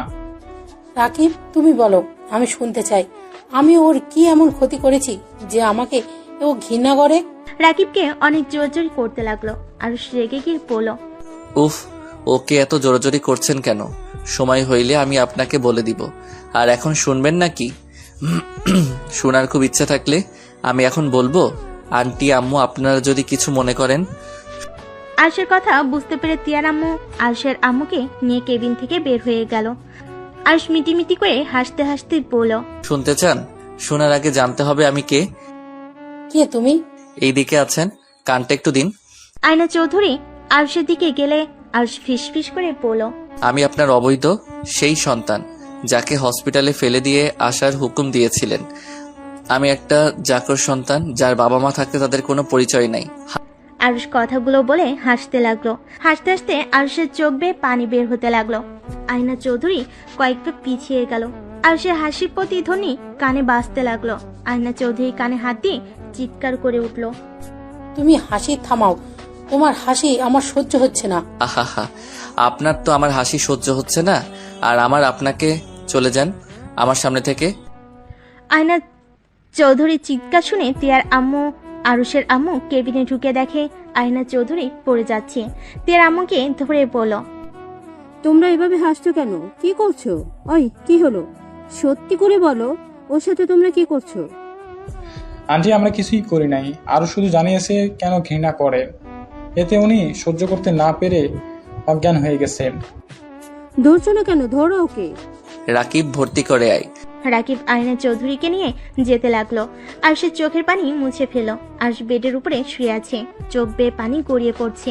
রাকিব আরুষের পাশে বসে পড়ল। আন্টি, মাথায় অতিরিক্ত চাপ পড়ছে, এভাবে না বললেও পারতে। যার যার ব্যথা সেই বুঝে। নিজের গর্ভধারিণী মাকে সামনে দেখেও বলতে পারি না মা বলে। মায়ের ভালোবাসাটাও পাই নাই।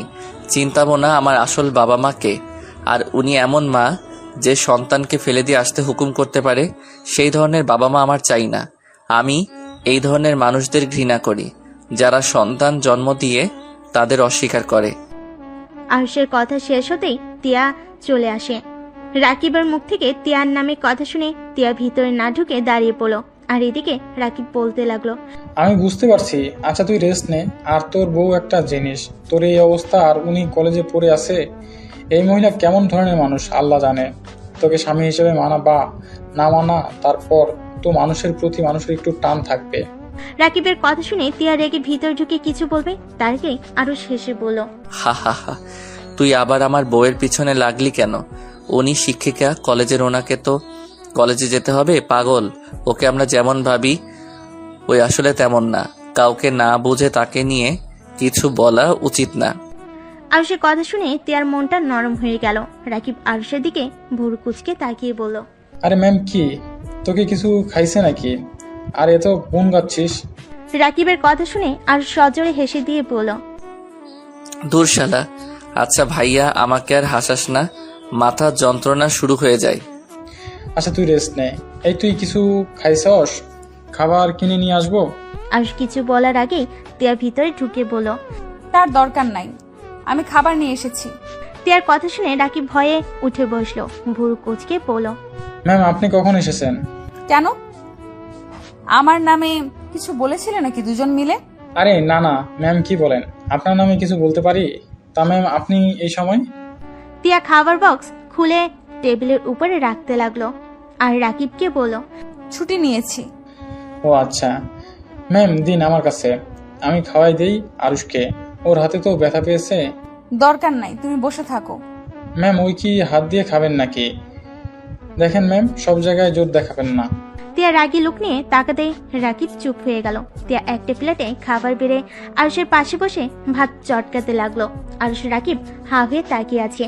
তিয়া রাকিবের দিকে তাকিয়ে বলল, এইভাবে তাকিয়ে আছো কেন? আর এই রাকিব, তুমি সবসময় আমার সতীনের মতো ব্যবহার করো কেন? তিয়ার কথা শুনে আরুষ মিটিমিটি হাসলো। আর রাকিব ভেবাচাকা খেয়ে বলল, কি বলেন? আমি আপনার সতীনের মতো ব্যবহার করলাম কখন? আর আমি তো ছেলে, আমি সতীন কেমন হই? যখন তোমাদের একসাথে দেখি তখনই একে অপরের কেয়ার নাও, আবার আরুষকে খাইয়ে দাও।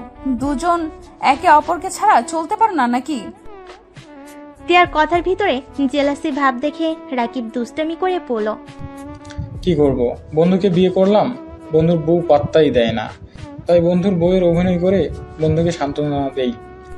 রাকিবের কথা শুনে আরো হাসি থামাতে পারল না। তিয়া রেগে রাকিবের দিকে যাবে, রাকিব দৌড়ে দরজার কাছে গিয়ে পড়ল। স্বামীর যত্ন নিয়েন, না হইলে অন্য বেডির লোকে বিয়ে দিয়ে দিব। রাকিবের বাচ্চার দিকে আয়। ইয়া মানে ম্যাম, আমি বিয়ে করি নাই, আমার এখনো বাচ্চা হয় নাই। দুই বন্ধুই একটা ফাজিল, মেরে হাড্ডি ভেঙে ফেলবো। ইস, কথার ভিতর কত মধু মেখে আছে। মানে? রাকিব কিছু বলার আগে আরুষ রাগী লোক নিয়ে বলল, ওই শালা, আমার বইয়ের উপরে লাইন মারিস না, ভুলে যাসনি উনিকে ক্লাসে পাইলে না, যা নিজের গার্লফ্রেন্ড সাথে লাইন মারগা। রাকিব মাথা চুলকাতে চুলকাতে আরুষের দিকে আর তিয়ার দিকে তাকিয়ে মিষ্টি করে হেসে দিয়ে বলল, উনি কলেজে ম্যাম হইলে কলেজের বাইরে আমার ভাবি লাগে, সেইখানে আমি ওনার সাথে লাইন মারতে পারি। শালা তুই চুপ করে বসে থাক। রাকিবের কথা শুনে তিয়া রেগে যেন খাবার এখনই ঢিল মেরে ফেলে দিবে। রাকিব পরিস্থিতি বুঝে দৌড়ে পালালো। তিয়া আরুষের দিকে তাকিয়ে বলল, আমি বলেছিলাম না সব বন্ধুরা খারাপ, গার্লফ্রেন্ড থাকতে আবার বন্ধুর বউয়ের সাথে লাইন মারতে আসে। তিয়ার কথা শুনে আরুষ হেসে ফেল। আরুষ তিয়ার দিকে তাকিয়ে বলল, আরে বউ, রেগে যাচ্ছ কেন? ওই তোমার সাথে মজা করছে, ওই ওর গার্লফ্রেন্ডকে অনেক ভালোবাসে, ওই আমার মতো পবিত্র নিজের জিনিস ছাড়া অন্য কারোর দিকে নজর দেয় না। কত যে পবিত্র চোখ, মেয়ে ফ্রেন্ডদের সাথে ঘষাঘষি করে আবার এসেছে। তিয়ার কথা শুনে আরুষ দাঁতে দাঁত চেপে হেসে দিল। তিয়ার রাগী বলল, হা করেন। তুমি খাইছো? হা করতে বলছি করো। আচ্ছা শোনো, আমার এখন ক্ষুধা নাই, তুমি আয়না আন্টি তোমার আম্মু আমার আম্মুকে নিয়ে বাসায় গিয়ে খেয়ে নাও। ওদের তো হসপিটালে কোথাও দেখলাম না। কোন এক কেবিনের ভিতরে আছে। কেবিন কি করে? আয়না আন্টি জ্ঞান হারিয়ে ফেলছে। ও আচ্ছা, তুমি খেয়ে নাও। খাবো না, বাসায় যাব। আচ্ছা আগে খেয়ে নাও, তারপর ডাক্তারের সাথে কথা বলে নিয়ে যাব। ক্ষুধা লাগছে না ওনাদের নিয়ে, তুমি খেয়ে নাও, যাও। আচ্ছা বুঝছি, তুমি শুয়ে থাকো, আমি ডাক্তারের সাথে কথা বলে আসছি। তিয়া কেবিন থেকে বের হয়ে ডাক্তারের সাথে দেখা করতে গেল। ওনার সাথে কথা বলে আয়না চৌধুরীকে খুঁজতে লাগলো। কোথাও খুঁজে না পেয়ে আরুষের কেবিনের সামনে এসেছে। দেখে আয়না চৌধুরী আরুষের হাত ধরে কান্না করছে, আর আরুষ বারবার সরিয়ে দিচ্ছে। তিয়া ভিতরে ঢুকে বলল, আরুষ, তুমি আন্টির সাথে এমন করছো কেন? তোমার আন্টিকে নিয়ে যাও, এমন ন্যাকামি আমার একদম দেখতে ইচ্ছে হচ্ছে না। তিয়া মামনি, আরুষকে বলো না আমাকে ক্ষমা করে দিতে। কিসের ক্ষমা আন্টি?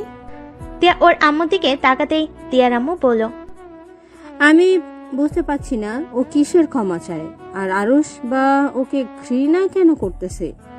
কিছু তো রহস্য আছে। আহ, ব্যথা পাচ্ছি তো হাতে। আরুষ ব্যথা পাওয়াতে আয়না চৌধুরী আরুষের হাতে চুমু দিয়ে বলল, সরি বাবা, আমি বুঝতে পারি নাই। দেখ ছাড়েন তো, বউ ডাক্তার কি বলল? রিলিজ নিয়ে যেতে পারবো। তাহলে চলো বাসায় যাব। হাসতে পারবে নাকি ড্রাইভারকে ডাকবো? হ্যাঁ পারবো, ডাকতে হবে না। আরুষ বেড থেকে নেমে পা রাখতে যাবে, সাথে সাথেই পড়ে যেতে নেয়। আয়না চৌধুরী এসে আরুষকে ধরে, তিয়া আরেক পাশে ধরল। আরুষ আয়না চৌধুরীকে বলল, আপনি ছাড়েন। হাঁটতে পারছো না, ব্যথা পাবে। হা হা, শরীরের ব্যথা দেখলেন, মনের ব্যথাগুলো ঠিক করবেন কিভাবে? ওইটাকে নিজে থেকে ঠিক করতে হয়, তাই এই ব্যথা নিজে থেকে সামলাতে পারবো। আরুষ কথাটা বলে তিয়াকে ধরে হেঁটে যেতে লাগলো। আয়না চৌধুরীর চোখ বেয়ে পানি পড়তে লাগলো। তিয়ার আম্মু, আয়না চৌধুরী আর আরুষের আম্মু মিলে ওদের পিছন পিছন যেতে লাগলো। 5 জন হসপিটাল থেকে বের হয়ে গাড়িতে উঠে বাসার দিকে রওনা দিল। আরুষের আম্মু আরুষকে বলল, আরুষ, তোর বেয়াদবি বের করব। তোর আব্বুকে খবর দিয়েছি। তোর আব্বু মনে হয় এ বাসায় চলে এসেছে। এই, আপনি প্লিজ চুপ করবেন? সব সময় খালি ওর ভুলগুলোই দেখেন আর বকার উপরেই থাকেন। ভালো ব্যবহার করতে পারেন না? আপনি নিজেই চুপ থাকেন। আমার আম্মু আমার সাথে যা ইচ্ছে করবে, এতে আপনার কি? নিজের চিন্তা করেন। আর আম্মু, তুমি আব্বুকে এই অবস্থায় ওই বাসায় আসতে বলে কেন? আমি বেয়াদবি করছি, পরে শাস্তি মাথা পেতে নিয়ে নিব। শুধু শুধু আব্বুকে ওই বাসায় আসতে বলছো? মজিদ ভাই কি সত্যি বাসায় এসেছে? ওনার সাথে আমার কথা বলতে হবে। ওমা, আপনি আমার জামাইয়ের নাম জানলেন কেমনে? বিয়ে দিন হয়তো শুনেছিল। ও আয়না চৌধুরী কাউকে ফোন দিল, কল দিয়ে বলল, আয়ান, তুমি কত দূর? তোমাকে না বললাম তাড়াতাড়ি তিয়াদের বাসায় আসতে? প্রায় এসে গেছি, বাট এত জরুরি আসতে বলছো কেন? আমি তোমার সাথে সংসার করার জন্য ডাকছি না, তোমাকে আসতে বলেছি, আসো। আমার খেয়ে কাজ নাই? আমার বউ বাচ্চা রেখে তোমার সাথে সংসার করতে যেতে হবে? উল্টোপাল্টা কথা বললে কিন্তু আমি মাঝপথ থেকে চলে যাব। আচ্ছা সরি, তাড়াতাড়ি আসো প্লিজ। আয়না চৌধুরীর কথা শেষ হলে কল কেটে দিল। তিয়ার আম্মু অবাক হয়ে বলল, আয়ান ভাইয়ের সাথে তোর কথা হয় এখনো? মাঝে মাঝে। ভাই জানে? ও সব জানে আর আমাকে সন্দেহ করে না। আয়ুষ কিছু বলার আগেই ড্রাইভার গাড়ির বাসার ভিতরে নিয়ে থামিয়ে দিল। তিয়া আয়ুষকে ধরে ভিতরে নিয়ে যেতে লাগলো। আয়ুষ বাসার ভিতরে ঢুকতেই আয়ুষের আব্বু চমকে গেল। আরুষ বাপ, আমার তো কি হয়েছে? তোর এই অবস্থা কেন? আব্বু ঠান্ডা হও, আমার কিছুই হয় নাই। আব্বু, এটা তোমার বৌমা তিয়া, এটা আমার আব্বু। আসসালামু আলাইকুম আঙ্কেল। তুমি আমার ছেলে এই অবস্থা করেছো? তুমি নিজেকে কি ভাবো? হ্যাঁ, বাবার টাকা পয়সা আছে বলে যা ইচ্ছে করবে? নিজেকে কি ভাবছো তুমি? আয়ুষের আব্বুর কথা শুনে সবে ভেবাচেকে খেয়ে গেল। আয়ুষের আম্মু কিছু বলতে যাবে, সাথে সাথেই আয়ুষের আম্মুর গালে থাপ্পড় মেরে বলল, তুই চুপ থাক, তুই আর একটা কথাও বলিস না। তোর টাকার লোভের জন্য আজ আরুষ। আব্বু আব্বু ওয়েট, আম্মুর উপরে রেগে যাচ্ছ কেন? তুমি বাহিরের মানুষজনের সামনে আমার আম্মুর গায়ে হাত দিতে পারো না। আব্বু, তুমি আমার সাথে চলো, আমি তোমাকে বুঝিয়ে বলছি। আর তিয়ার জন্য আমার কিছুই হয় নাই। আমি সিঁড়ি থেকে পড়ে গেছিলাম পা স্লিপ খেয়ে। বিশ্বাস না হইলে ওই মহিলাকে জিজ্ঞেস করেন। আয়ুষের আব্বু আয়না চৌধুরীর দিকে তাকাতেই চমকে গেল, সাথে সাথে মাথা নিচু করে বলে উঠল, ওয়ালাইকুম আসসালাম মজিদ। আয়না চৌধুরী কিছু বলতে যাবে, তার আগেই আরুষ বলল, আব্বু, আমার সাথে চলো। আর তুমি মাথা নিচু করে আসো কেন? তুমি ওদের গোলাম না যে মাথা নিচু করে থাকবে? তিয়া কিছু বলার আগেই আয়ান তালুকদার বাসার ভিতরে ঢুকে পড়ল। আয়ান তালুকদার আরুষের আব্বুকে দেখে সালাম করলো মাথা নিচু করে। আয়ান তালুকদার আরুষের আব্বুকে জড়িয়ে ধরলো। আরুষের আব্বুর খোঁজ খবর নিতে লাগলো। আর কিছু বলতে যাবে, তার আগেই আরুষ বলে উঠল, আঙ্কেল, আপনি যা বলতে চাচ্ছেন, আমার মনে হয় আমাদের চারজনের একসাথে কথা বলে সব মিটিয়ে নেওয়া ভালো। আরুষের কথা বুঝতে পারলো না। আরুষের দিকে তাকালো। আরুষ ওদের একটা রুমে যাওয়ার দিকে ইশারা করলো। আয়না চৌধুরী আরুষকে ধরে বলল, আয়ান, আয়ুষকে ধরো, ও একা হাঁটতে পারবে না, ওর হাতে পায়ে ব্যথা পেয়েছে। আয়ন তালুকদার আরুষকে ধরে নিয়ে যেতে লাগলো। সবাই অবাক হয়ে ওদের দিকে তাকিয়ে আছে। ওরা চারজন রুমের ভিতরে গেল। আয়না চৌধুরী আরুষকে খাটের উপরে বসিয়ে দিল। আরুষ বলল, আন্টি, দরজাটা লাগিয়ে দেন। দরজা লাগিয়ে দিয়ে আয়ন তালুকদার আরুষের আব্বুকেই বলল, মজিদ, আমার সন্তান কই? আমরা দুইজন তোকে কত খুঁজি, তোর কোনো ধারণাও? প্লিজ ভাই, আমায় বলে দে আমার সন্তান কোথায়। আরুষ হাসতে লাগলো। ওর আব্বুর কলার ধরে আরুষ রেগে গিয়ে বলে উঠল, আয়ান, মজিদকে ছাড়ো, আমাদের সন্তান তোমার পেছনে, ওইটাই আমাদের সন্তান। আয়ন তালুকদার আরুষের দিকে তাকাতে আরুষের কাছে এগিয়ে যাবে, তার আগে আরুষ বলল, না না, একদম না, আমার কাছে আসার চেষ্টা করেন না। কেন? আমি আপনাদের বাবা মা হিসেবে মানি না। আমার বাবা ওই লোকটা। আপনাদের সংসার আছে, আমি চাই না আপনাদের সংসার ভেঙে যাক আমার জন্য। আমার আপনাদের দেখার অনেক ইচ্ছে ছিল। আপনাদের মতো মহান জনকে দেখে আমি অনেক আনন্দিত। এখন আপনারা আসতে পারেন। আর হ্যাঁ, এখানে কি কি কথা হলো বাহিরে কেউ যেন না জানে। আপনাদের সাথে আমার কি সম্পর্ক আমি চাই না কেউ জানুক। আমি মজিদ রহমানের ছেলে, আর এই পরিচয়ে বাঁচতে চাই। আরুষ, তোর পায়ে ধরি বাপ, এমন ভাবে বলিস না। বিশ্বাস কর, আমরা তোকে অনেক খুঁজেছি। হয়তো রাগের বশে তোকে আমরা ফেলে দিতে চেয়েছিলাম, কিন্তু যখন মজিদ তোকে নিয়ে অনেক দূরে চলে গেল, তখন আমরা আর নিজেদের কন্ট্রোল করতে পারি নাই। আরুষ, প্লিজ আমাদের ক্ষমা করে দে, আর একবার আমাদের আব্বু আম্মু বলে ডাক। তুই যা বলবি আমরা তাই শুনবো। আব্বু প্লিজ আমাদের ক্ষমা করে দে, আমরা তোকে অনেক ভালোবাসি রে। তোকে আমরা আজও খুঁজে বেড়াই, দুইজন কত ট্যুরে যাই শুধুমাত্র তোকে খোঁজার জন্য। আইন তালুকদার আয়না চৌধুরীর আরুষের পা ধরতে যাবে, সাথে সাথে আরুষ হাত দিয়ে থামিয়ে দিতে গিয়ে হাতে ব্যথা পাইল।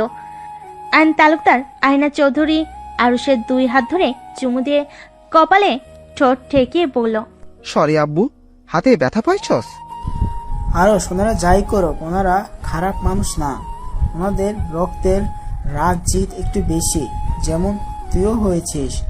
যা বলস তাই করে ছাড়স, তেমন তোর বাবা মাও। আমার মনে হয় তোর ওদের ক্ষমা করে দেওয়া উচিত। আমি ওনাকে ক্ষমা করতে পারি, বাট উনি যেন কাউকে কখনোই না বলে আমি ওনাদের অবৈধ সন্তান, আর আমি চাই না আমার সম্পর্কে বাহিরে কেউ যেন ওনাকে ঘৃণা করুক। আরুষের কথা শুনে আইন তালুকদার আয়না চোখের পানি যেন থামছে না। আরুষকে আলতো করে জড়িয়ে ধরলো আর বলতে লাগলো, আমাদের নাকি ঘৃণা করিস? তাহলে আমাদের কথা কেন ভাবছিস? আমি মানুষের ক্ষতি পছন্দ করি না। যাই হোক, এখানে স্টপ হয়ে যান। জোর কর, বাইরে গেলে তিয়া অনেক জেরা করবে। আমি যা বলবো ওইটার সাথে মাথা নাড়াবেন। আচ্ছা আরুষ, একবার আমাদের আম্মু আম্মু বলে ডাক না। আমার মুড নাই, ছাড়েন। আপনারা বাহিরে যাব, আর আপনাদের ফ্যামিলি নিয়ে সুখে থাকেন। আমি একটা স্মৃতি অধ্যায়, যাকে সারা জীবন মনে রাখার কিছুই নাই, শুধু মনে রেখে নিজেদের কষ্ট দেওয়ার কিছু নাই। আরুষ চোখের পানিগুলো টি শার্টের হাঁটা দিয়ে মুছে দাঁড়াতে যাবে, সাথে সাথে আইন তালুকদার আয়না চৌধুরী ধরে নিজের চোখের পানি মুছে ফেল। আরুষের 2 গালে 2জন চুমু দিল। আরুষের ভালো লাগলো, প্রকাশ করলো না। 4জন বের হয়ে গেলে তিয়া জেরা করতে লাগলো। আরুষ বলল, উফ, এই বউটাও না, কলেজেও এমন করে, বাসায়ও। আরে ওনাদের বাসায় আমার আম্মু কাজ করত, আর অনেক কাহিনী ছিল, সেইটাই একে অপরকে ক্ষমা চেয়ে মিটিয়ে নিল। আঙ্কেল আন্টি আমাকে একটু উপরে রেখে আসবেন? আচ্ছা চলো। আরুষকে ধরে নিয়ে যেতে লাগলো। তিয়ার কথাগুলো বিশ্বাস হয় না, এটা তিয়ার মুখ দেখে বোঝা গেল। আরে না না, কি বলছেন? ক্ষমা চেয়ে আমাকে ছোট করে দিবেন না। আচ্ছা আঙ্কেল আন্টিকে নিয়ে রুমে যান। ভাবি রান্না করছে তো নাকি? ভাবি রান্না করছেন তো নাকি? আমি আপনাদের জন্য খাবার নিয়ে যাচ্ছি, আপনারা যান। তিয়া রান্নাঘরে চলে গেল, আর এদিকে আরুষকে তিয়ার রুমে শুয়ে দিল। আইন তালুকদারের ফোন বেজে উঠল। তাদের কথা শুনে বুঝে গেল তার স্ত্রী তাকে যেতে বলছে। কথা শেষ হলে 2জন বাইর হতে যাবে, তখনই আরুষ পিছন থেকে বলল, আব্বু আম্মু। আরুষের কথা শুনে 2জন খুশিতে পিছনে তাকাতেই আরুষ বলল, আমার সাথে কিছুদিন থাকা যায় না? অবশ্যই থাকা যায়। আচ্ছা আমি এখনই বলে দিচ্ছি, আমি বাসায় যেতে পারবো না। আইন তালুকদার খুশি হয়ে কল দিয়ে অফিসের কথা বলে যাওয়া ক্যান্সেল করে দিল। আরুষের সাথে 7 দিন অনেক আনন্দে থেকে আইন তালুকদার আয়না চৌধুরী চলে যায়। এই 7 দিনে আরুষ মোটামুটি অনেকটা সুস্থ হয়ে গেছে। তিয়ার সাথে সম্পর্কটা আরো ভালো হয়ে গেছে। আরুষের কাঁধে মাথা দিয়ে তিয়া বলল, আরুষ আমাকে সবসময় এইভাবেই ভালোবাসবে তো? আমি কাউকে ছেড়ে যাই না, আমাকে সবাই ছুঁড়ে ফেলে দেয়। তুমি যতদিন থাকবে ততদিন রাখবো। যদি দেখি আমার সাথে তোমার থাকতে সমস্যা হচ্ছে, তাহলে সোজা তোমার থেকে দূরে সরে যাব। গলা চেপেও আমি মেরে ফেলবো। আমার রাগ হইলে আমি কি করে জানি না, তুই উল্টা আমার রাগ ভাঙিয়ে কাছে টেনে নিবি। উল্টা কি বলি, আমার থেকে দূরে সরে যাবি? তিয়া আরুষের গলা চেপে ধরলে আরুষ হাত দিয়ে ধরে পড়ল। আরে বাবা ছাড়ো, মজা করছি। একবার যখন তোমাকে পেয়েছি, সেখানে তোমার থেকে দূরে যাওয়ার প্রশ্ন আসে না। আরুষ তিয়ার কপালে চুমু দিল। তিয়া আরুষের বাহু জড়িয়ে ধরে বলল, তাড়াতাড়ি সুস্থ হয়ে যাও না, আমার এমন তোমাকে দেখতে ভালো লাগছে না। মোটামুটি কিন্তু হয়ে গেছি, তুমি চাইলে তোমার সাথে এখন বাসরটা করে নিতে পারি। তে আরুষের বাহুতে একটা আলতো করে মেরে লজ্জা পেয়ে বলল, যা ফাজিল একটা। আরুষ টান দিয়ে তিয়াকে কাছে টেনে নিল, তিয়ার উপরে ঝাঁপিয়ে পড়ল।